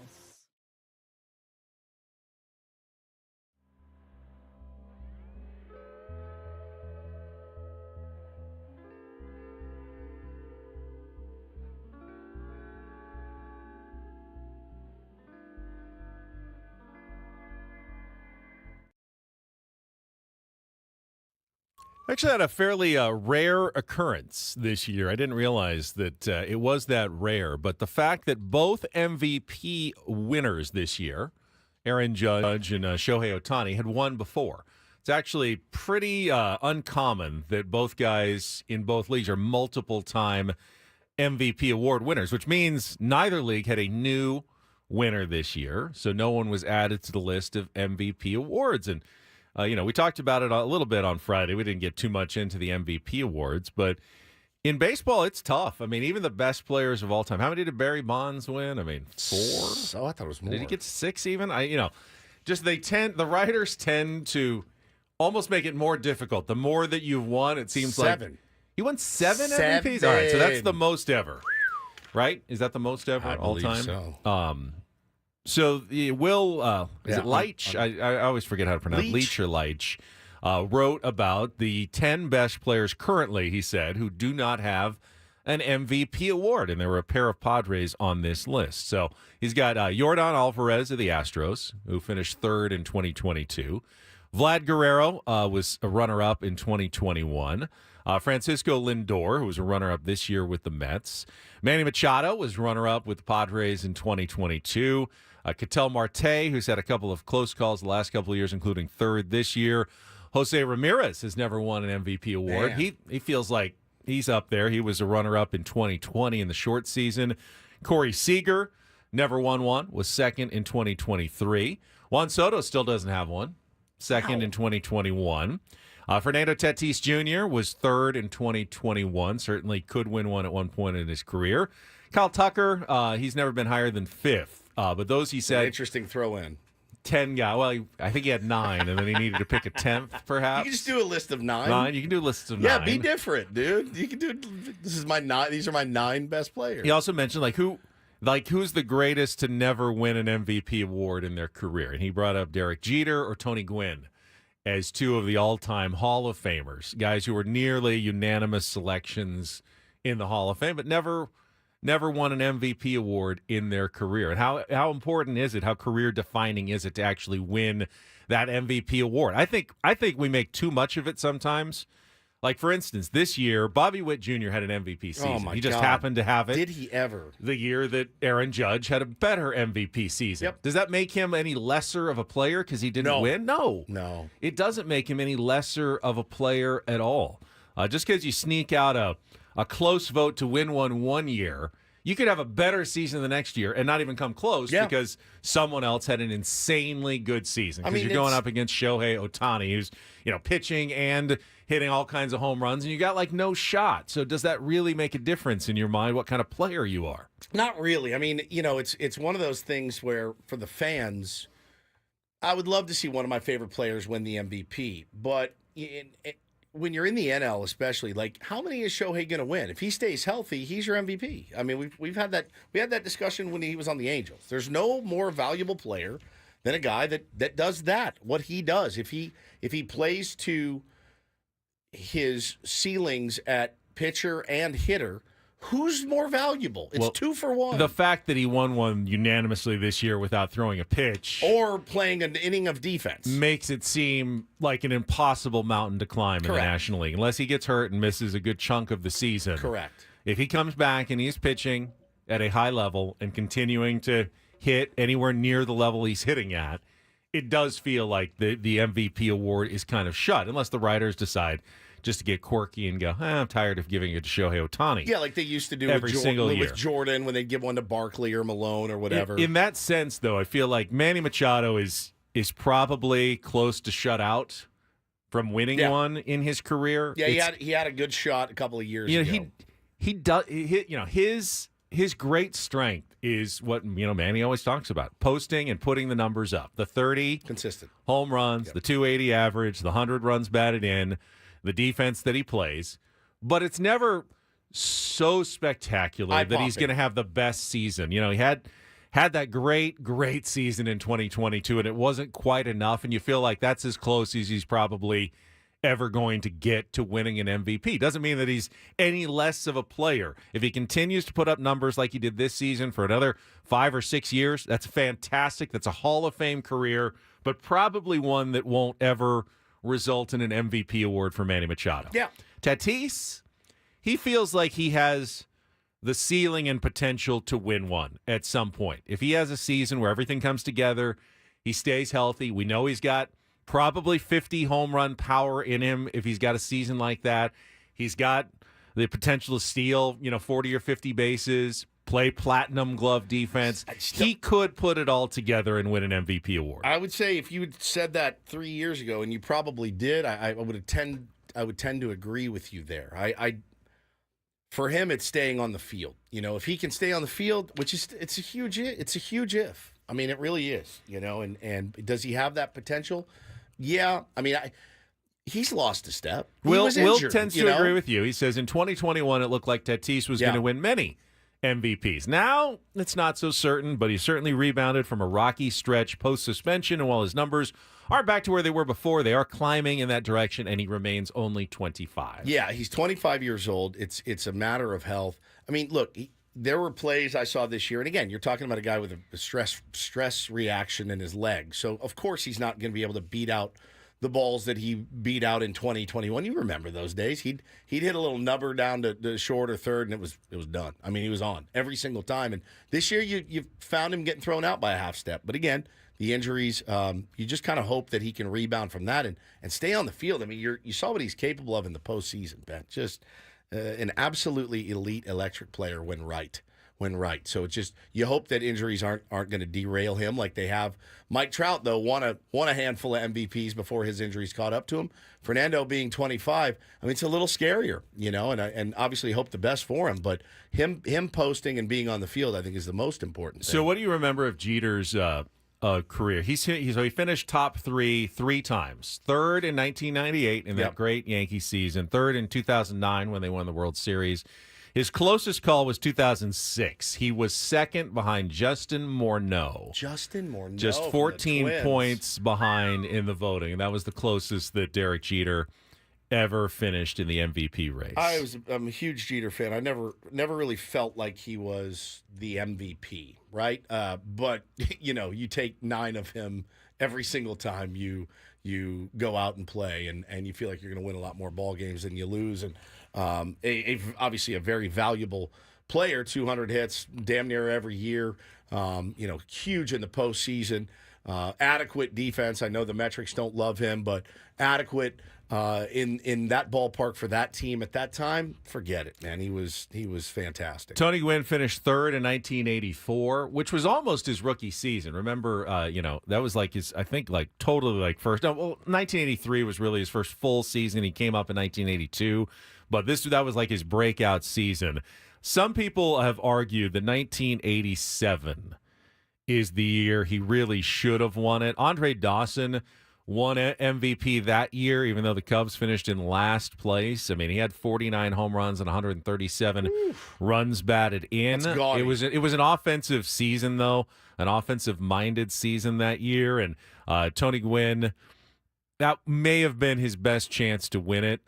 He did not even finish in the top 5 of voting, but if they had used kind of a little more modern kind of metrics and what he contributed to the team that year with his speed and everything that he added in terms of like WAR and everything, that could have been the year where Tony might have had a chance to win it. But we are in the unique position of having a Met fan join us today in Italian Paul, and there is a big target out there for the Mets and Steve Cohen right now, and it looks like offers are allegedly, if you believe what you read, offers are going to start rolling in this week for Juan Soto. He's going to actually have some offers on the table to look at, and I wanted to gauge the interest, surmise the interest of one Italian Paul, our resident Met fan. Don't hold that against him. He's still a good kid. But, yeah, I want to surmise his interest. I want to talk Juan Soto. Read an interesting tweet from Peter Gammons that I guess I didn't really realize over the weekend about Juan Soto as well and why he brings a lot to the table. Well, we can do that coming back. I don't know why you'd want Juan Soto. He's never even won an MVP award. That's true. So, That's true. Probably shouldn't be getting really any kind of offers in free agency. He should just take the qualifying offer. I guess it's too late. He missed his opportunity missed it. To grab that $21 million payday this year. So, yeah, I mean, the sweepstakes are supposed to heat up this week. We can definitely talk about that when we come back with more Ben and Woods on San Diego's #1 sports station, 97.3 The Fan.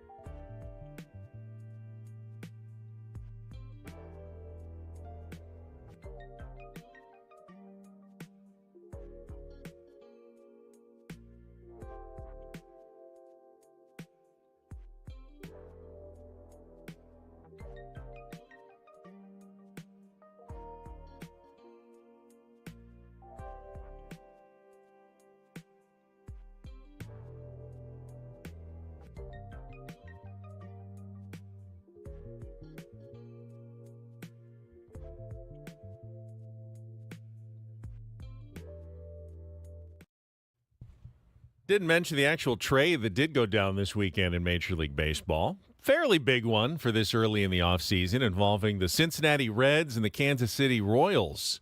Woods, with pitcher Brady Singer going to fortify the Reds starting rotation in exchange for Jonathan India, who was looking like he was going to be a perennial type all-star type player at the beginning of his career.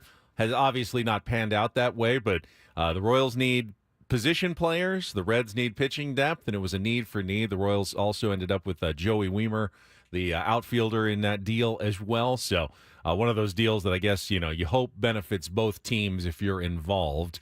Reds certainly have plenty of pitching now, though, with Ashcraft and Lodolo and Nick Martinez back. Hunter Green. So they're well stocked, which usually is what you need. If you want to try to at least make a run to the playoffs as a wild card, you don't want to ever run out of pitching. We remember what happened to the Padres when they ran out of pitching in 2021. The Reds, if they have reasonably decent health luck, shouldn't run out of pitching this upcoming season. And, they usually hit pretty well in that ballpark. So seems like a team that's at least trying for a playoff spot in 2025. Yeah, I do like to see this flurry of activity from, some of the teams like the Angels and teams like the Reds and the Royals. The Royals were certainly a blast to watch last year, and potentially with India, he was Rookie of the Year, wasn't he? I mean, he's a really, really good potential to be a good player. I don't think he was very happy. He's never lived quite up to the Rookie of the Year-ness, but yeah, I mean, it's not a bad player. And they have McLean coming back from shoulder surgery, who's expected to play second for them next season. So he was kind of expendable. Singer, Kansas City is deep in pitching. I'd be a little more nervous if I was Kansas City giving up a pitcher, but they feel like they have enough depth to overcome that. So that was the biggest trade that took place over the weekend. Yeah, and I want to talk about this week in baseball and alleged, the alleged decisions of teams to start making their pitch to Juan Soto and try to get him signed. All right, well, we'll do that coming up. This segment of Ben and Woods brought to you by Buffalo Wild Wings. Buffalo Wild Wings is football. Hey, San Diego sports fans, head to your local Buffalo Wild Wings to try their new maple chipotle sauce for rich maple chipotle sweetness and a mild Chipotle heat, or for a bit of kick, check out the new Cajun sauce with a rich blend of spicy and tangy peppers. Stop by your San Diego B-Dubs. Order now for takeout and delivery with Buffalo Wild Wings Go. Baseball this week. I also have a trade, not really a rumor, but it was an interesting possibility thrown out by Jim Bowden in his column coming up after traffic here on 97.3 The Fan.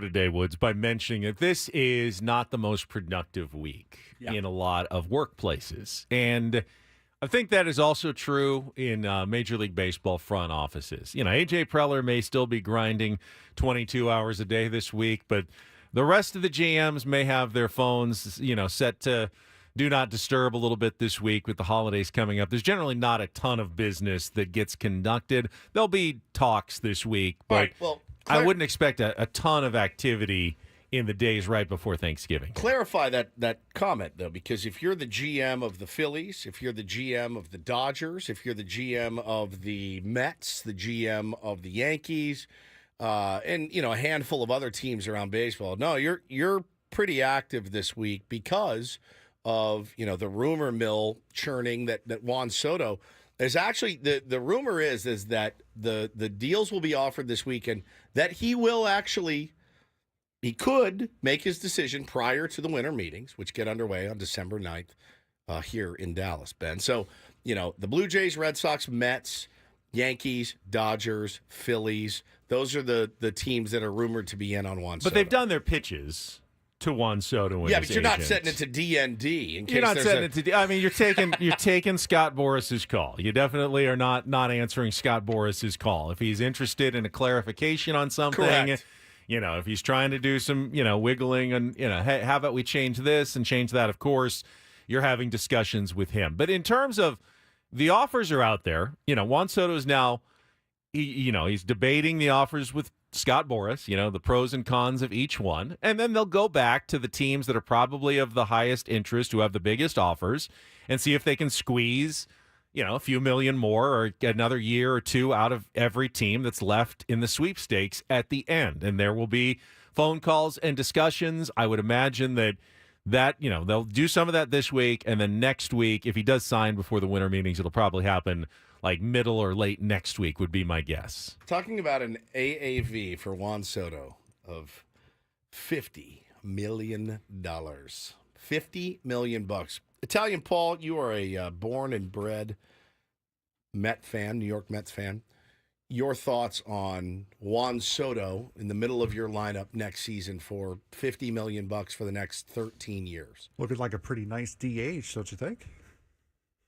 Eventually. Well, no, it will be next year. He will can't be a DH. Why? Because we still have Starling Marte under contract. They'll have him play right field, because Soto has proven on multiple occasions that he cannot catch. He's a Gold Glove finalist, he was a Gold Glove nominee. Did you watch him play last year? I did. And the year before. And the year before. And the year before that.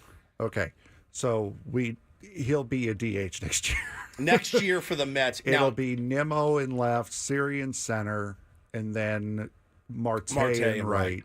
And then Soto will probably pick up right field the year after. So okay. So is he signing a deal to go play DH? I don't think so. I don't think that's something if it's for 1 year.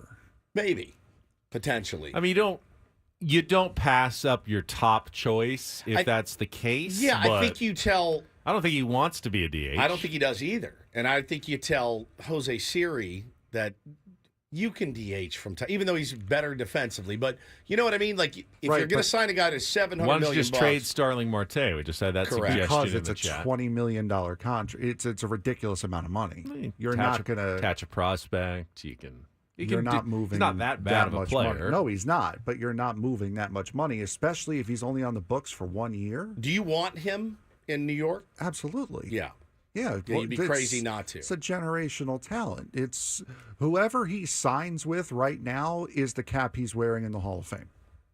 Yeah, I tend to agree. That's a good way to put it. Yeah, I tend to agree. And I read this tweet from Peter Gammons, and they said, look, obviously Juan Soto and the hitting and maybe the lack of defense. They said, but the dude is a notorious poster. I mean, he only Marcus Semien has played more games than him in the last 5 years or something. So he's right up there with the guys that you can count on every single day. Manny Machado will go into the Hall of Fame if he does. Cross your fingers with the Padres. Bryce Harper will go into the Hall of Fame with the Phillies. Yep. Not the Nationals. It's always that last team, with the exception of Dave Winfield, which was an unusual circumstance that he went into the Hall of Fame as a Padre. If that happened today, he'd go in as a Yankee. Yeah. The baseball they changed the rules at the Hall of Fame that you don't get to choose your cap anymore. It gets chosen for you with what they think is most historically important to your career. And he would have gone in as a Yankee had it happened, I think, more recently. But that is true. The next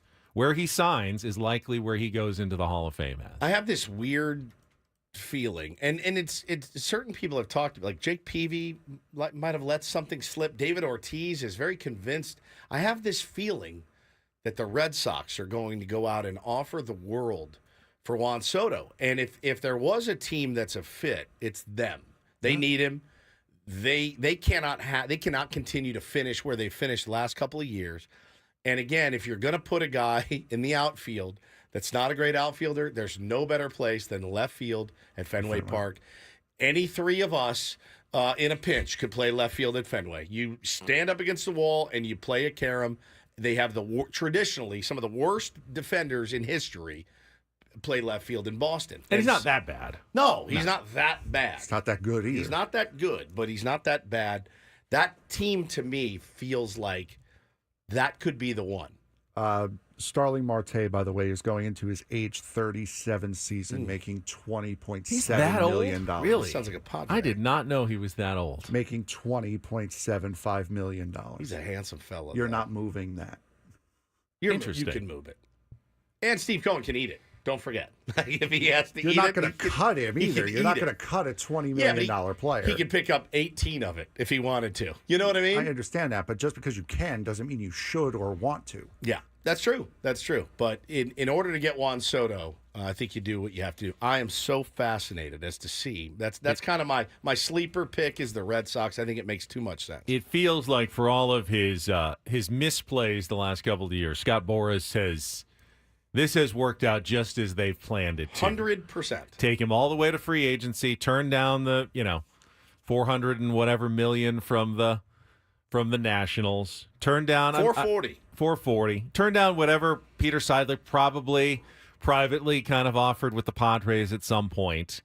And hopefully you get to free agency and there's a big market with 6 big, large market teams bidding. And that's essentially what has happened. Both New York teams, Philly, Boston, maybe Los Angeles, maybe San Francisco. He's got the big market teams all interested. That's the ticket to an absolute monster deal. Because when you're talking about, $50 million annual average value, how hard is it to then get it? Oh, let's get it up to 52 then to get this done right now. Yeah, let's get it done right now. And over 10, 12 years, that's another $20, $30 million. That's not a nothing drop in the bucket. That's actually a lot of money. But at some point, the owner's just going to say, well, if we're willing to go that high, why don't we just go a little bit higher and make sure we get this done? And that's what Scott Boras is counting on in these negotiations. And, yeah, somebody had said in this article, anonymous baseball executive said, look, we all know that Boras likes to drag out free agency. He said, but when he has someone like Soto, that usually doesn't happen. I'd be surprised if he hasn't signed by the time we leave Dallas on December 12th, which is good because that's that domino. It gets things moving a little bit. And there's, like we've talked about this morning, there's been some movement in Major League Baseball, but always notoriously slow. They're expecting him to sign before the winter meetings even start. Amazing. And for a lot of Boras clients, they've said that they're not going to make the mistake that a lot of them made last year, which was waiting until it was way too late. So you're going to see Boras clients signing a lot sooner, maybe not as soon as the winter meetings. They talked about 5 years ago, he had Garrett Cole, Steven Strasburg, and Anthony Rendon. Now, one of those 3 has really worked out. But he had all 3 of them the same offseason. They all signed during the winter meetings that December for a total of $814 million in contracts. And they're talking Juan Soto could be in the $700 million range, which is just baffling to think about. Good for him. Good for having the temerity to turn down $440 million and then play out the string the next couple of years and get yourself an extra $260 million. Insane. All right, I teased it, so I'm going to throw a little bit of a trade scenario grenade into the conversation here. And this comes from Jim Bowden from The Athletic, the former GM. I always seem to like his content. He's very clickbaity when it comes to my baseball offseason stuff, but he wrote a column this morning that basically just taking like fan questions, like, "Hey, would my team trade for this star, for Garrett Crochet? Would they do this? How many prospects would it take?" And he goes through, I don't know, like 24 of these. And I'm looking, are the Padres mentioned at all in any of these? Because A.J. Preller's got to be involved in a trade somewhere.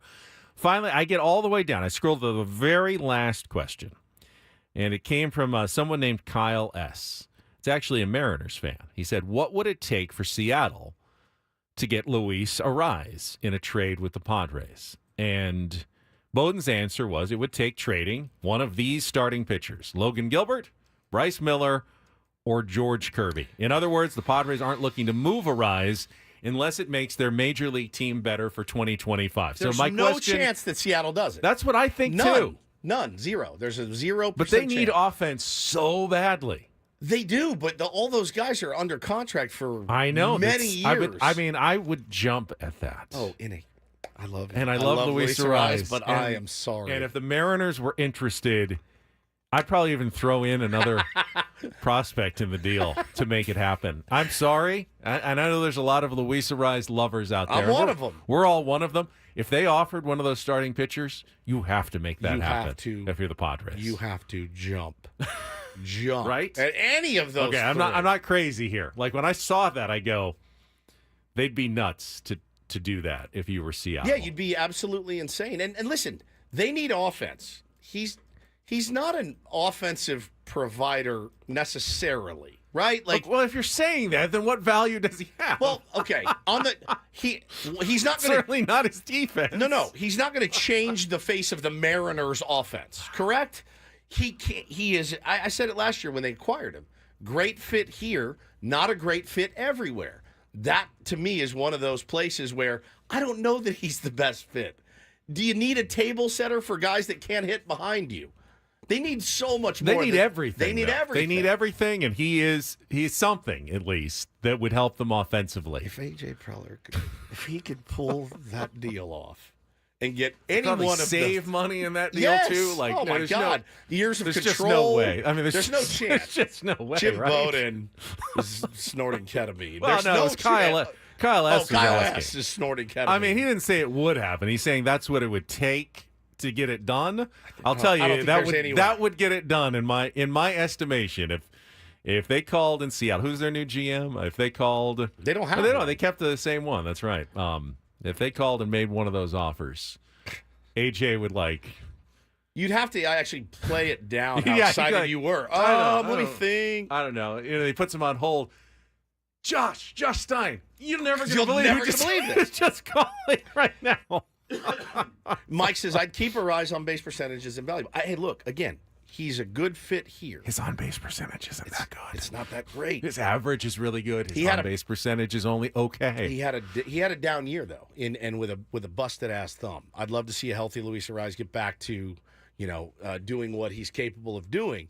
That being said, those guys are horses. I mean, all three of those guys, any one of those guys, you would take that deal in a New York minute.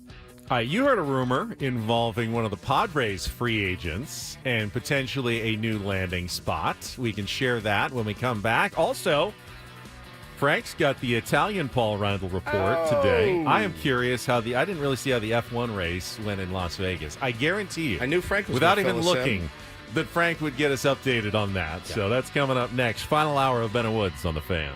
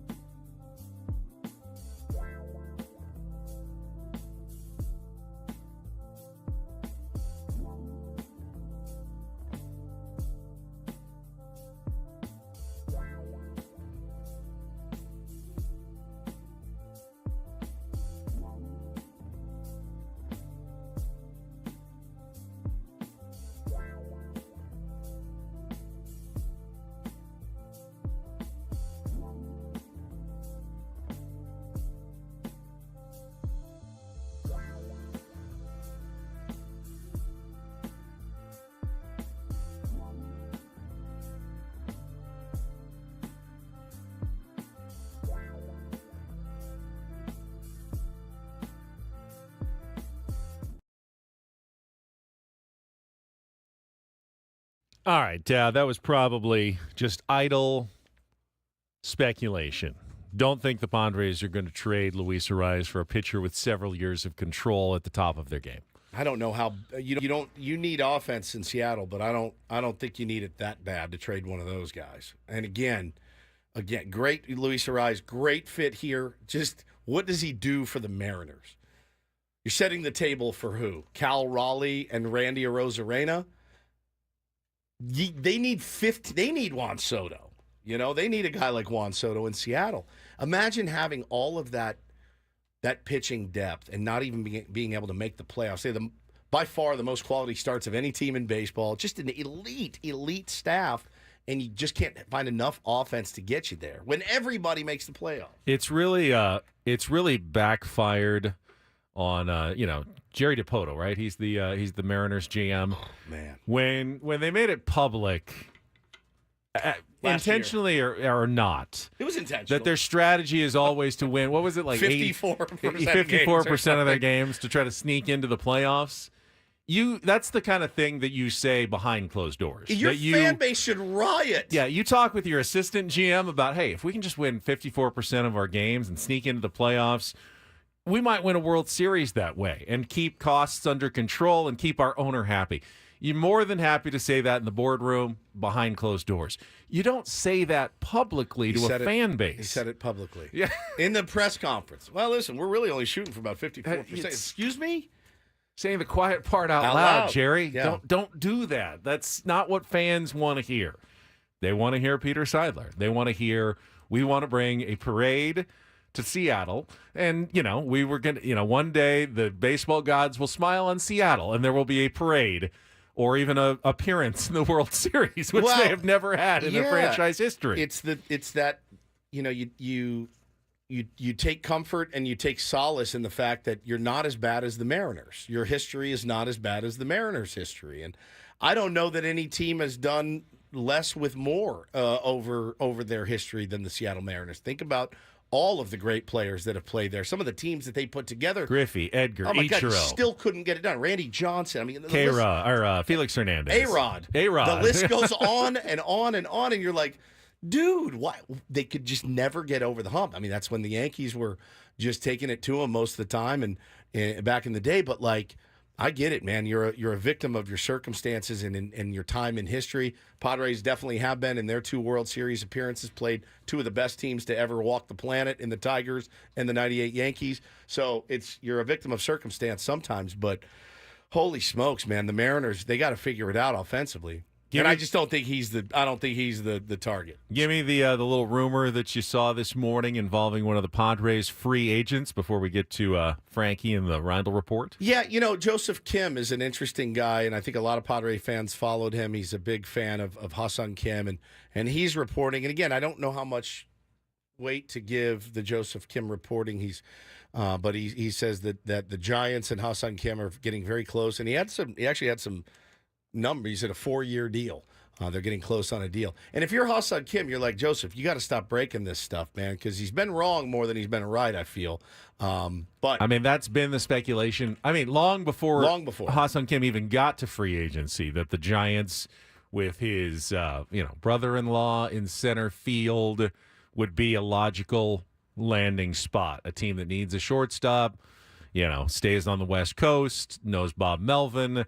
Lot of reasons why Hassan Kim, just because it makes a lot of sense, doesn't necessarily mean it's true, but it's certainly something that's going to feel like it could be accurate. Yeah, no question. It's more than that. I guess we'll know soon. So we'll see. We'll see if they do that. And, he's going to be on the shelf for a few months to start the season. Certainly, the Giants fans that I do follow, they're not elated about it. All right, it's just like the Reindl Report, but with Godfather music. That's right. And it's run by Frank. Let's get to it. And get things started here with our today's edition of the Reindl Report. Now tuned into the greatest. Welcome to the Reindl Report with Paul Reindl. Hi, Paul. All right. 2 stories from the world of sports that we haven't gotten to yet. We'll start off in Major League Baseball. And 1 story that you didn't know you needed. Are you laughing, biatch? It's the Reindl Report. Hey, Paul, how you doing? Okay, how are you? On 97.3 The Fan. Are you ready to bless the mood? I need some help, please. That was good. Can I get a oh yeah? Oh yeah. All right. Just trying to sneak in that last hour, getting that on the podcast here while I was doing this. Oh, so we're multitasking? Yes, trying my best. Paulie wears a lot of hats. He does. It's tough to replace him. There's no doubt about that. Trying my best and succeeding for the most part. All right. You're doing great, by the way. Oh, thank you.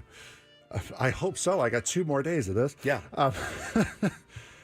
It was once one of the most exciting moments in all of sports to see an elated fan base of students storming the field after seeing their underdog school beat an overwhelming favorite. It was something everybody waited for.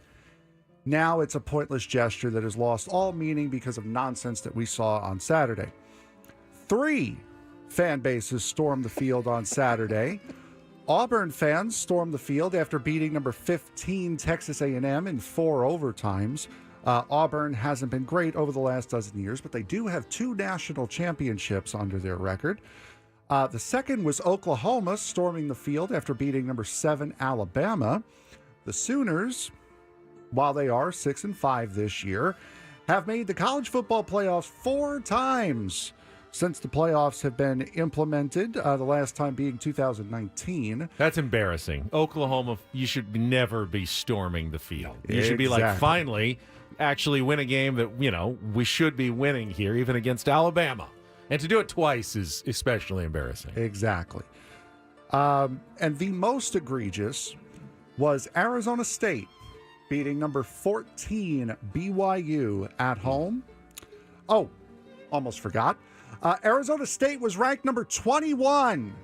So they're ranked. They beat a slightly higher ranked team and rushed the field. Also, you got to give them a little bit of leeway because it's Tempe.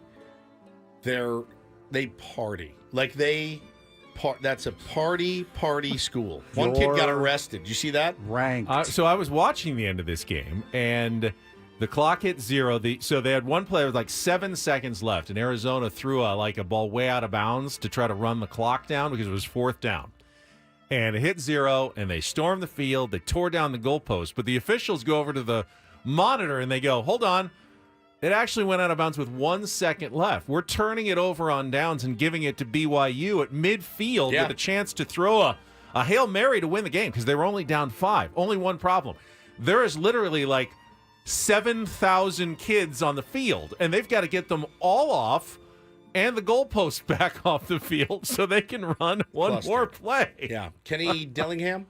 Yeah. Not happy.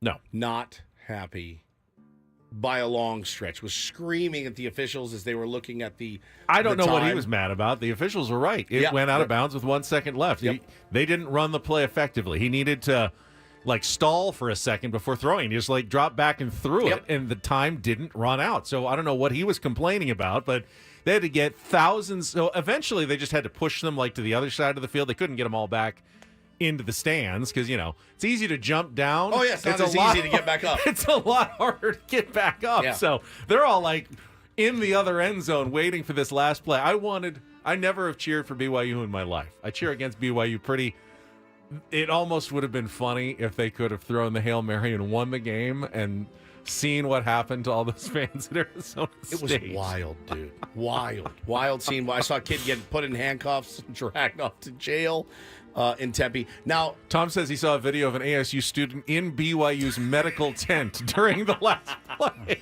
God. Now, the interesting part about this, too, with the goalpost being removed, there's fines involved, correct? Yes. Well, in college football now, there's a field storming fine. Just for storming the field, I think not the goalpost. Of $100,000. They're trying to stop it from happening. Okay. What is it?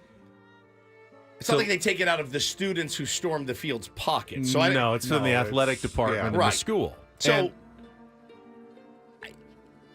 you're not going to curtail it unless you like start arresting people on the spot. Which you have to. But you can't. There's I too mean, you many. make announcements. You tell them don't storm the field. The irony is, and I didn't realize this. So the $100,000 actually goes to the losing school that you're playing against. Yes. So Alabama has had this field stormed on them, all 3 losses.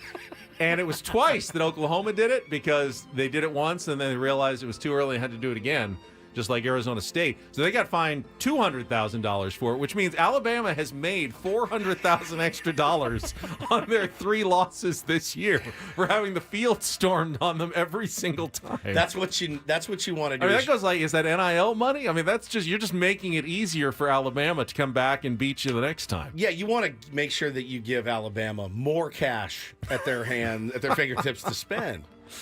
Somebody said, Gus said they should just build a moat around the field. Yeah, if you jump, you fall into a. Well, so they've done that like at those soccer games where the hooligans to keep them off the field. And they have like the razor wire, barbed wire fences, but then people just died because they got crushed into the fences at the end of the game as people tried to storm the field anyway, and the people in the front all just got crushed to death, which that didn't work either. I mean, and you're sitting here talking about like asking college students not to do it.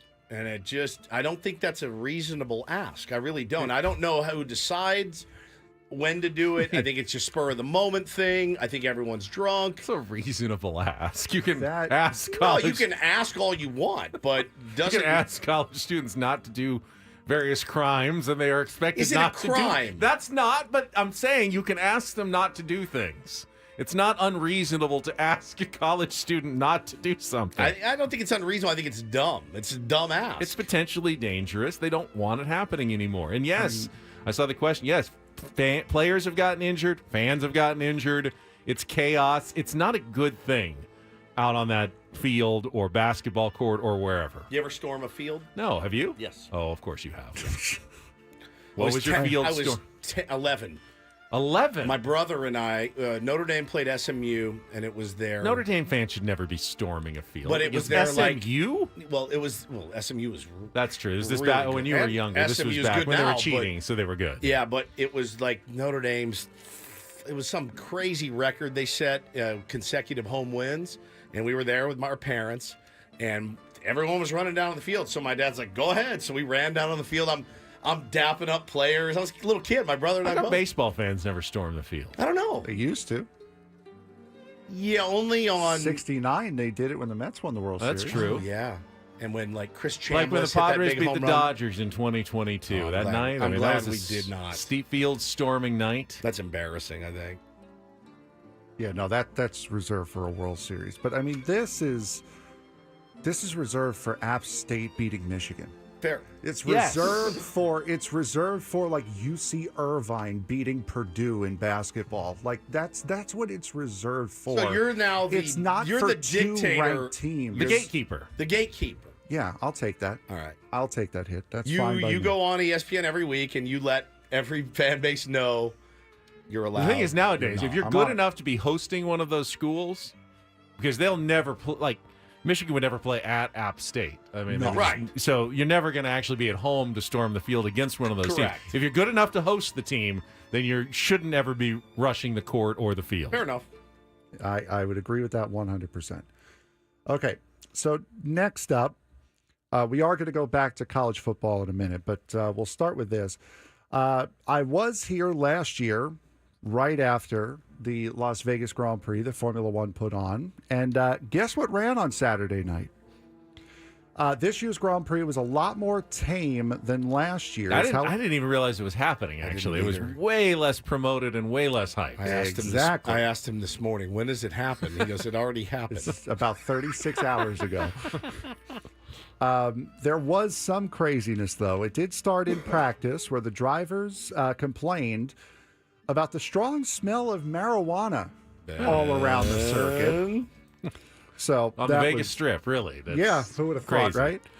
After the smoke settled, Brad Pitt collapsed on the pit straight while filming a scene for his new movie F1. Yeah. Like on purpose? No, or it was like his acting. Yeah, it was a pad on the ground. He was filming a scene for the movie. That comes out next year. It's called F1. How creative a title is that? The race then went off without too much drama. Did Max Verstappen win? No, he did not. Oh, now that's... we will get to him, though. He is a part of this. Exiting Ferrari driver Carlos Sainz ignored team orders, leaving teammate Charles Leclerc wondering if the team gave him the orders in a language that Sainz could understand. So what happened was Sainz is Spanish. Leclerc is going for second place in the World Championship. So typically in Formula One, you tell the guy who's not really fighting for it, hey, stay behind the guy and just let him get the tank point. for your teammate. Yeah, like don't finish ahead of your teammate. It's more important for him. Ben could never. Never. Sainz was told, just lay back, don't put Leclerc under any pressure, and just ride. And Sainz figured the best way to not put Leclerc under any pressure is if he passed him and ran away, which is exactly what he did. Leclerc responded by saying, try asking him in Spanish. He didn't understand the assignment.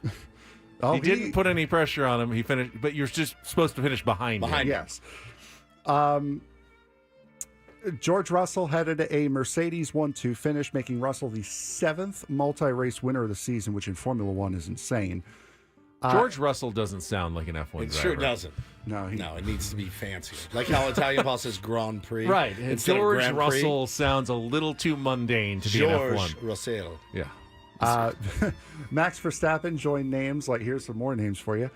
Juan Manuel Fangio. See, that sounds F1. Yep. Alain Prost. Yes, God, F1. yeah. Michael Schumacher. Yeah, absolutely F1. Lewis Hamilton. I'll give that to him, yeah. And Sebastian Vettel. Absolutely. By winning his 4th world championship. 2 races remain in the 2024 season in Qatar and Abu Dhabi over the next 2 weeks. The team's championship is still very close, with McLaren leading Ferrari by 24 points with a maximum of 88 points up for grabs. Okay. Yeah. George Russell, no. No. I'm Bill Jones. I'm a Formula One driver. Just doesn't sound right. Real or fake next Thursday. F1 names. All right. Start studying up because you know it's coming. Leclerc, Verstappen, Russell. Yeah, Russell. You like that one? Just the way it was. Russell. Russell. Russell. Is that it, IP? Yeah. We'll go back to college football here really quick. Okay. The playoff poll has not been released yet. However, the new polls have been. Top 4 remaining the same: Oregon, Ohio State, Texas, Penn State. Notre Dame goes up to number 5. Indiana, with their loss, goes all the way down to number 10. SMU jumping up 4 spots up to 9. Clemson is up to 12. Alabama down 6, down to 13. Arizona State goes up to 14, so there's another reason to storm the field, I guess. Yep. Ole Miss goes down 6. They're down to 15. BYU and Texas A&M both go down 5 to 19 and 20, respectively. Colorado, after their loss, drops 7 down to 23. Mizzou jumps up into the top 25, and Army just clings on in 25th. I want to talk a little bit more about the Big 12 chaos, Colorado, Dion, when we come back, and the Ohio State-Indiana game. Kind of a disappointing marquee matchup of the weekend. A little more college football. Thank you, Frankie, for the Italian Paul report there. We'll also give away some Seals tickets for their home opener coming up this Sunday, December 1st, against Philadelphia. That's all after a check of traffic. Don't go away. More Ben and Woods coming up on 97.3 The Fan.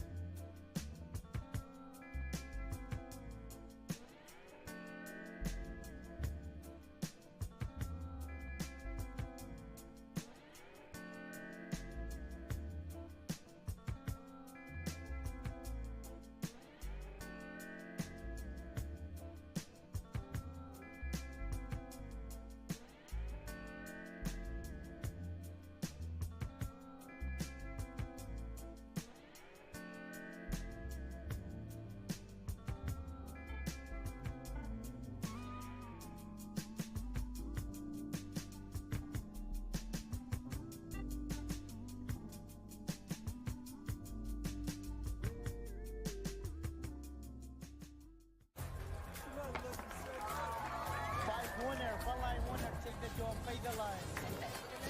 right, here we go.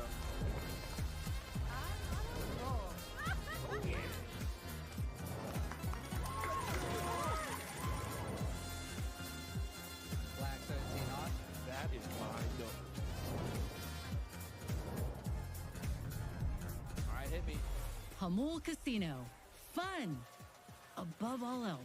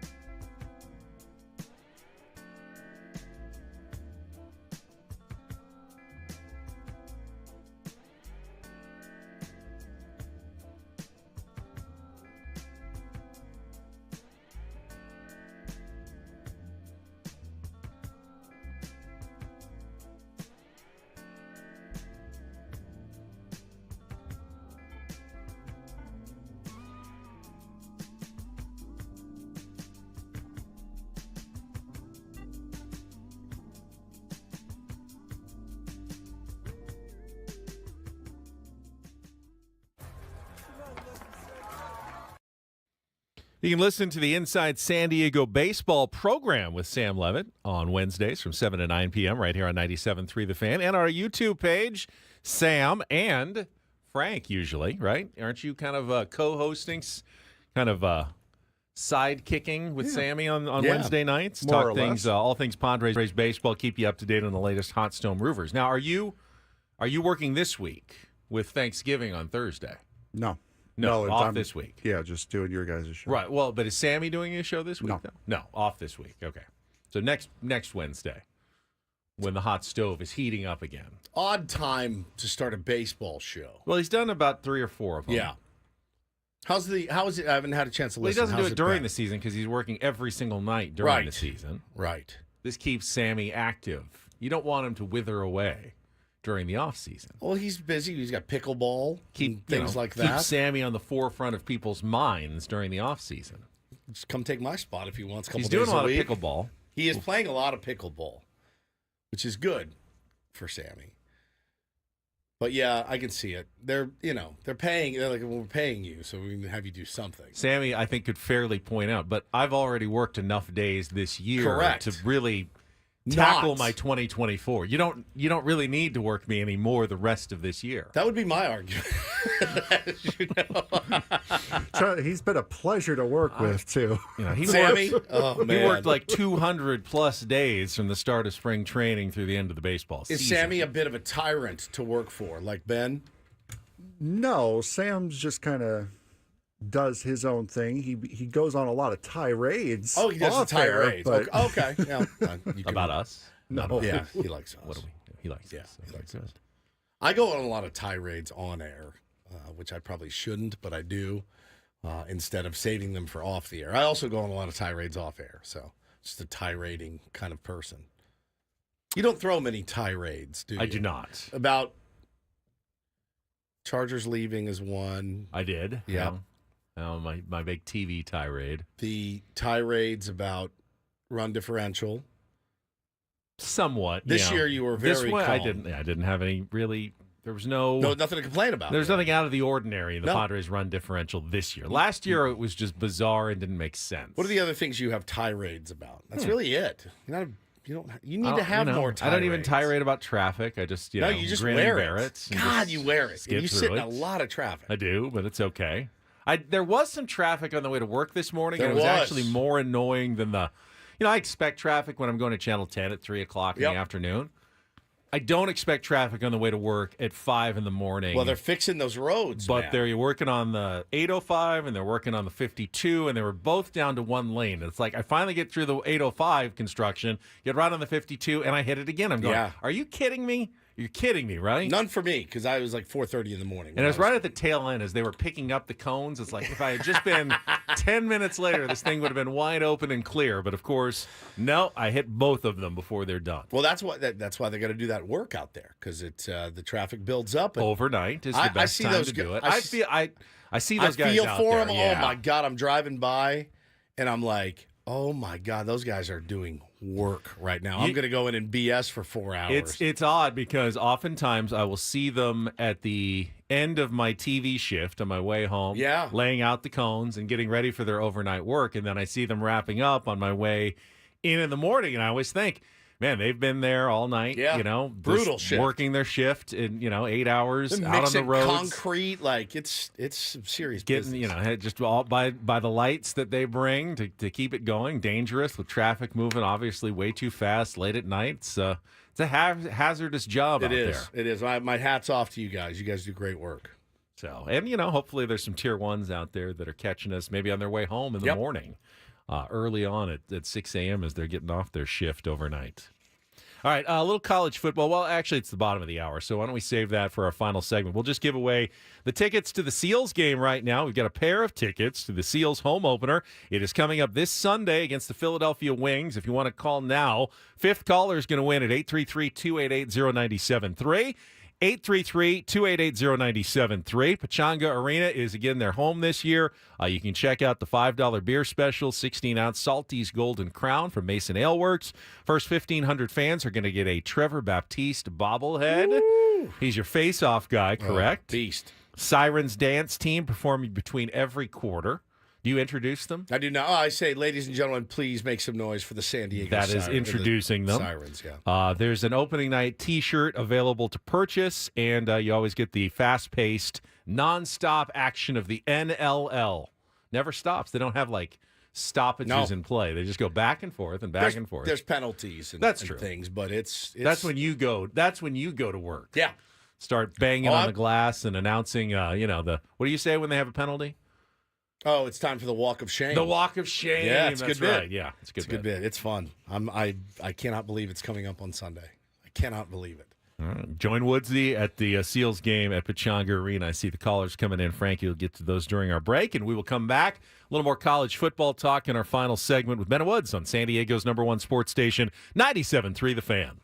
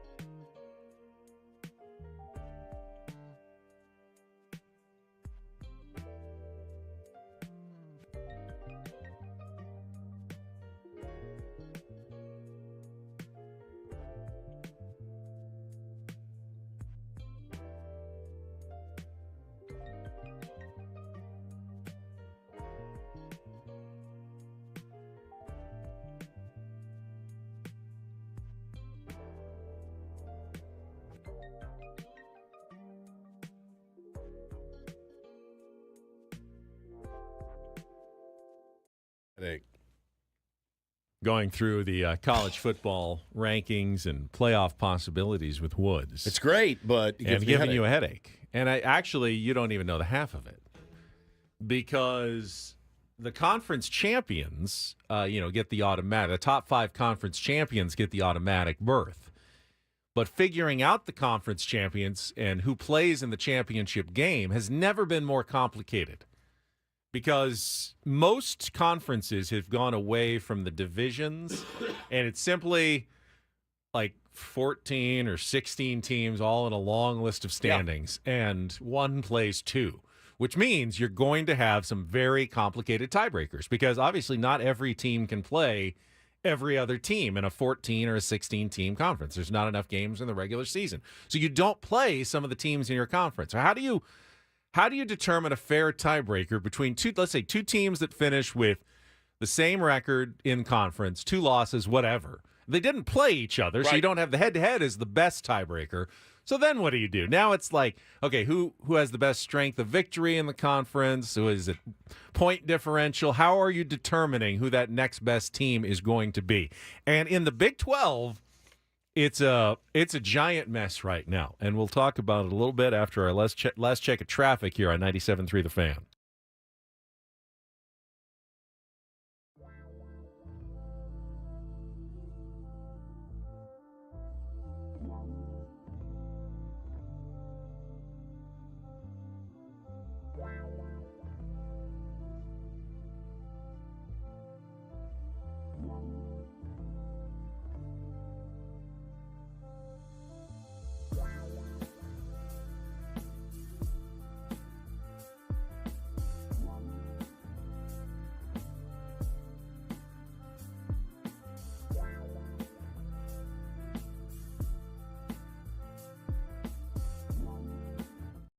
I love playoff permutations and possibilities, and that's essentially what this race is. But in the Big 12, with 1 week left in the season, you have 9 teams that are still alive to reach the Big 12 championship game.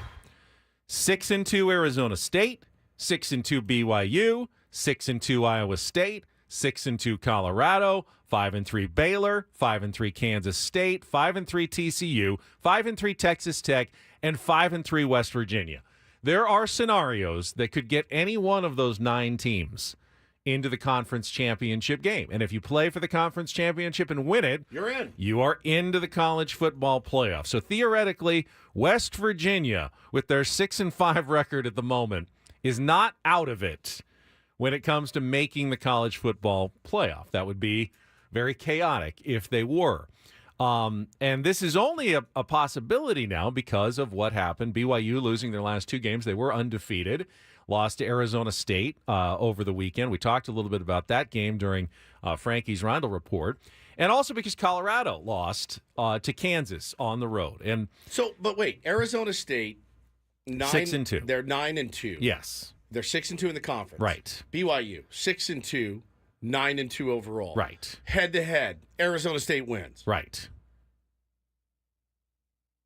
But if they're the top 2 teams, they may play again in the conference championship. Right, Now, if it's a tiebreaker between those. But if it's a multi-team, if like 4 teams are tied, you can't just go to head-to-head because if they haven't all played each other, you have to go to the next tiebreaker. You can't just say, well, Arizona State beat BYU, they're out. But what if BYU beat Iowa State, and then Iowa State, I don't know exactly. See, this is even too complicated for me to figure out. That's my point here. It is so convoluted as to how they're going to determine the 2 teams. Well, does the schedule this week of games, is there going to be any more clarity after this week? Well, it'll be completely clear. Yeah, I mean, they'll send an email at the end of the week and tell you here are the 2 teams that made it because this is who's in. They have to have clarity because there won't be any more games to be played. But I mean, head-to-head matchups. There will be. Obviously, every game is important. Yeah, it's important this to week. win.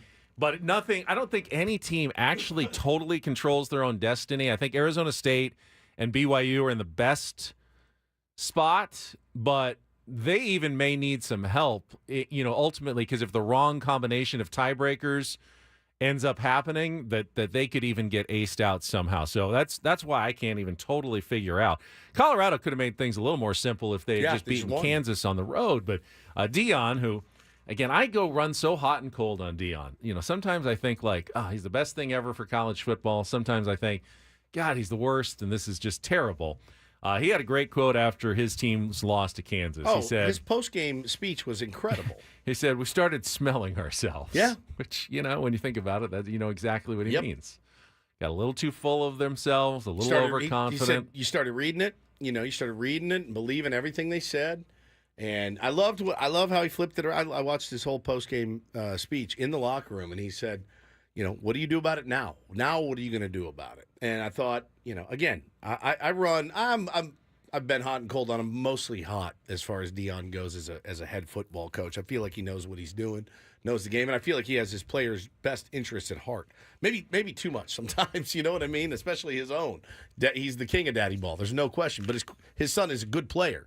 And that loss to them, it was just devastating. The 2 losses that jumped off the page this weekend, Ole Miss, they were poised. They were absolutely poised to get out and make some noise, and they got smoked. Jackson Dart, I think, threw 3 picks in 2 minutes. It was just a horrible, horrible showing from them. They threw a lot of chaos into it. Dion and his team going out and getting beat pretty handily threw a lot of chaos into it as well. In terms of interest in the college football playoff, I'm sure the powers that be know that Dion in Colorado would probably bring the most eyeballs if they represented the Big 12 in the conference in the game. But if they don't get to the conference championship, it's going to be almost impossible to justify giving them the spot. Yeah. So they're going to have to win the conference. Speaking of complicated tiebreakers, so right now Texas leads the SEC at 6-1, 10-1 overall. But the SEC sent out an email going, we had to do a lot of complicated math because they have the same deal with just one long set of standings, and the top 2 make it. And they go, based on our computations, Georgia has made the conference championship game, no matter what, because they don't have any more conference games. They're done at 6-2. And they have the number one strength of schedule in the country, I believe. And no matter what happens, no matter what ties, even if, there's a 4-way tie, even if Texas wins, even if Tennessee and Texas A&M all finish 6-2 and they all have a 4-way tie, somehow Georgia is definitely in. So they have given the Bulldogs one of the 2 slots in the SEC championship game and have said that the other spot will go to the winner of the Texas A&M game at the end of the week. So Tennessee, sorry, you're kind of out. Tennessee's probably going, we're okay with that because that means we can't lose that game, and we're probably in the playoff as long as we win our last game here. So we're not all that disappointed to not be in the championship game because you can't lose a game you're not playing in. So that makes this week's game between Texas and Texas A&M, 2 former rivals who then the rivalry got broken up when Texas A&M left for the SEC, are now back together and in the first year playing one of the bigger games that they've probably had in their storied history, playing for a spot in the SEC championship game against Georgia this week. Fantastic drama. Fantastic. Texas still has a lot to prove, even at 10-1. Yep. Their strength of victory is pretty darn poor. I mean, this season. I'm looking at strength of schedule rankings and ratings. They're top 10. They're number 10. Texas is? Texas. That's pretty well, they have a lot of victories, which helps. Strength of schedule, though. We went through it last week. 10. Their best wins are Vanderbilt. Oklahoma got better this week. Yep. After they beat Alabama, that's for sure. And the Michigan, it's okay. Florida it's getting better. It's starting to look a little bit better as the season goes on for Texas than it did earlier. I'll say that. So, just a lot of tiebreaker, weird stuff going on in college football right now. It's going to be really interesting if Alabama, with 3 losses, is looked at by a committee or by whatever rules that they use and say, even at 3 losses, the number 2 strength of schedule in the country, we're going to put them in. I don't know what the rules are, though. I don't either. It really is ultimately just up to what the committee decides. And if they say, eye test, who do we think would win, Alabama or Indiana? I have a feeling that most people in the room, if they're being honest, would probably say Alabama's probably the favorite in that game. Yes. So should they be in the playoff over a 1-loss Indiana team? See, I say no. I say no because, being a fan of a team that's an independent, you always have these arguments every single year. But Indiana deserves to go and get its doors blown off as well. I'm certainly no SEC homer. Well, what's the point of wins and losses? You know what I mean? If you're just going to do the eye test at the end of the year. I'm no SEC homer, but at some point you have to acknowledge, if you put all the good teams in the same conference, 3 losses is not really that disqualifying anymore. If you have to play Texas and Oklahoma and Georgia and Auburn, and it's just an impossible gauntlet in that conference, and it's not even comparable to the Big 12 and the ACC anymore. Not even a little bit. The conference schedule in the SEC is now so tough that you do have to give them an extra loss or 2 compared. Now the Big 10 is much better. They've got 3 of the top 4 teams in the country in Oregon, Ohio State, and Penn State. But Indiana had only played 1 of them, so they're not exactly playing the most challenging Big Ten schedule out of them. So I don't know how much credit you give them for being in the Big Ten and being with a 1-loss team. Yeah, it's just tough because, the non-conference kills you, the ones that you schedule years in advance sometimes. And, look, my Irish are a really good example of a team. If you put the Irish in, if they beat SC, and they're 11-1. And Indiana they win their last game, and they're 11-1. Ben, they both have losses, but one of them's to a much tougher opponent in Ohio State and Indiana. It's a much tougher opponent than NIU. But I have the feeling that Notre Dame would get a nod over in Indiana. Well, right? They're 5 spots ahead of Indiana in this week's AP poll. We'll see what the playoff rankers say tomorrow, but clearly, the opinion right now is that Notre Dame is well ahead of Indiana. Yeah, they are. Despite just 1 loss for each team. And just despite a 10-slot difference in strength. The Texas A&M win definitely helps more for Notre Dame. Yeah. Sometimes it's not how bad your losses are, but how good your wins are. What's the chaos that could occur if Texas A&M wins against Texas? Well, that would knock Texas out of the championship game, but Texas would still be in the playoff. They're not falling from 3 out of the top 12, so they'll still get in. Texas A&M will have a clear path to making the playoff because if they would beat Georgia, they would definitely be in. Yep. Whether or not they'll get an at-large berth with 4 losses if they lose the SEC championship, I doubt that. So really, they're in if they win their last 2, and otherwise they're probably not going to make the college football playoff. Man, just a total and complete headache. I'm here for all of it. And then Boise State should control their own destiny, as the non-Power 4 winner if they get in because they're number 11 right now. But they have a tough, probably, championship game against UNLV coming up in a couple of weeks. And they still have I think they have one non-conference game left. Oregon State, who's not a pushover. They beat Washington State this week. So they could face a couple of dangerous games on their path to the playoff, but definitely control their own destiny going in, especially after Army lost, Navy lost, clear out the other AAC teams. Tulane, I think, is the highest-ranked other team at 9-2 now from the AAC non-Power 4s. It's going to be fun, man. Going to be a lot of fun the last few weeks, and then, of course, into the playoffs. Going to be elite viewing. I can't wait. Annie and Elston coming up at the top of the hour. I know you always get some soccer talk with them. I did want to congratulate the USD Torero men. Beat number 10 Duke in the second round of the NCAA tournament yesterday on a goal, just one goal. 1-0 was the final. And I read this story. I thought you'd find this kind of interesting. I don't know if you caught it, but Mark Ziegler wrote about him in the UT. So the kid who scored the goal, Jack Sandmeyer is his name, went to St. Augustine for high school here. Went to UC Davis to play soccer. Went for a year. I guess, I don't know, didn't get along with the coach, whatever, but left after one season and pretty much was done with college soccer. He just came back to be a student at USD. Said, I'll try out just for the club team, like the fun team. And didn't make it. They said, we got so many people, we can't take you. We're sorry. But, word got around, and someone said, you really should go out for the actual team. But if I don't make the club team, how am I going to make the intercollegiate team? They're, one of the top teams in the country. And he went out. Brian Quinn, the coach, said, I think we actually have a need for you, midfielder-type player. And he made the team, ended up being a starter, ended up scoring the winning goal that sent them to the Sweet 16 in the NCAA tournament. Couldn't make the club team and is now 4 wins away from an NCAA title for USD men's soccer. That's a pretty crazy story. Yeah, I got cut from the Tier 1 baseball team. I'm actually number 5 in the rotation for the Pods next season. It's very weird how it works out. Kind of like that, Stupid. exactly. It makes no sense. So they actually get to come back home because they won, and Vermont upset Hofstra, so they're going to play at home on Sunday afternoon at 5 o'clock at Torero Stadium with a spot in the national quarterfinals on the line. So good luck to the USD Toreros in that one. All right. Throw them a little love this morning. Good. Well, we are almost out of time today. And what do you have the rest of the afternoon? Well, I go back to Channel 10 later today. We've got the Monday Night Football game on tonight. Are you gonna? This is a good opportunity. Maybe grab a nap in the middle of the newsroom. Probably. Yeah. I need to do some laundry when I get home today. Yeah.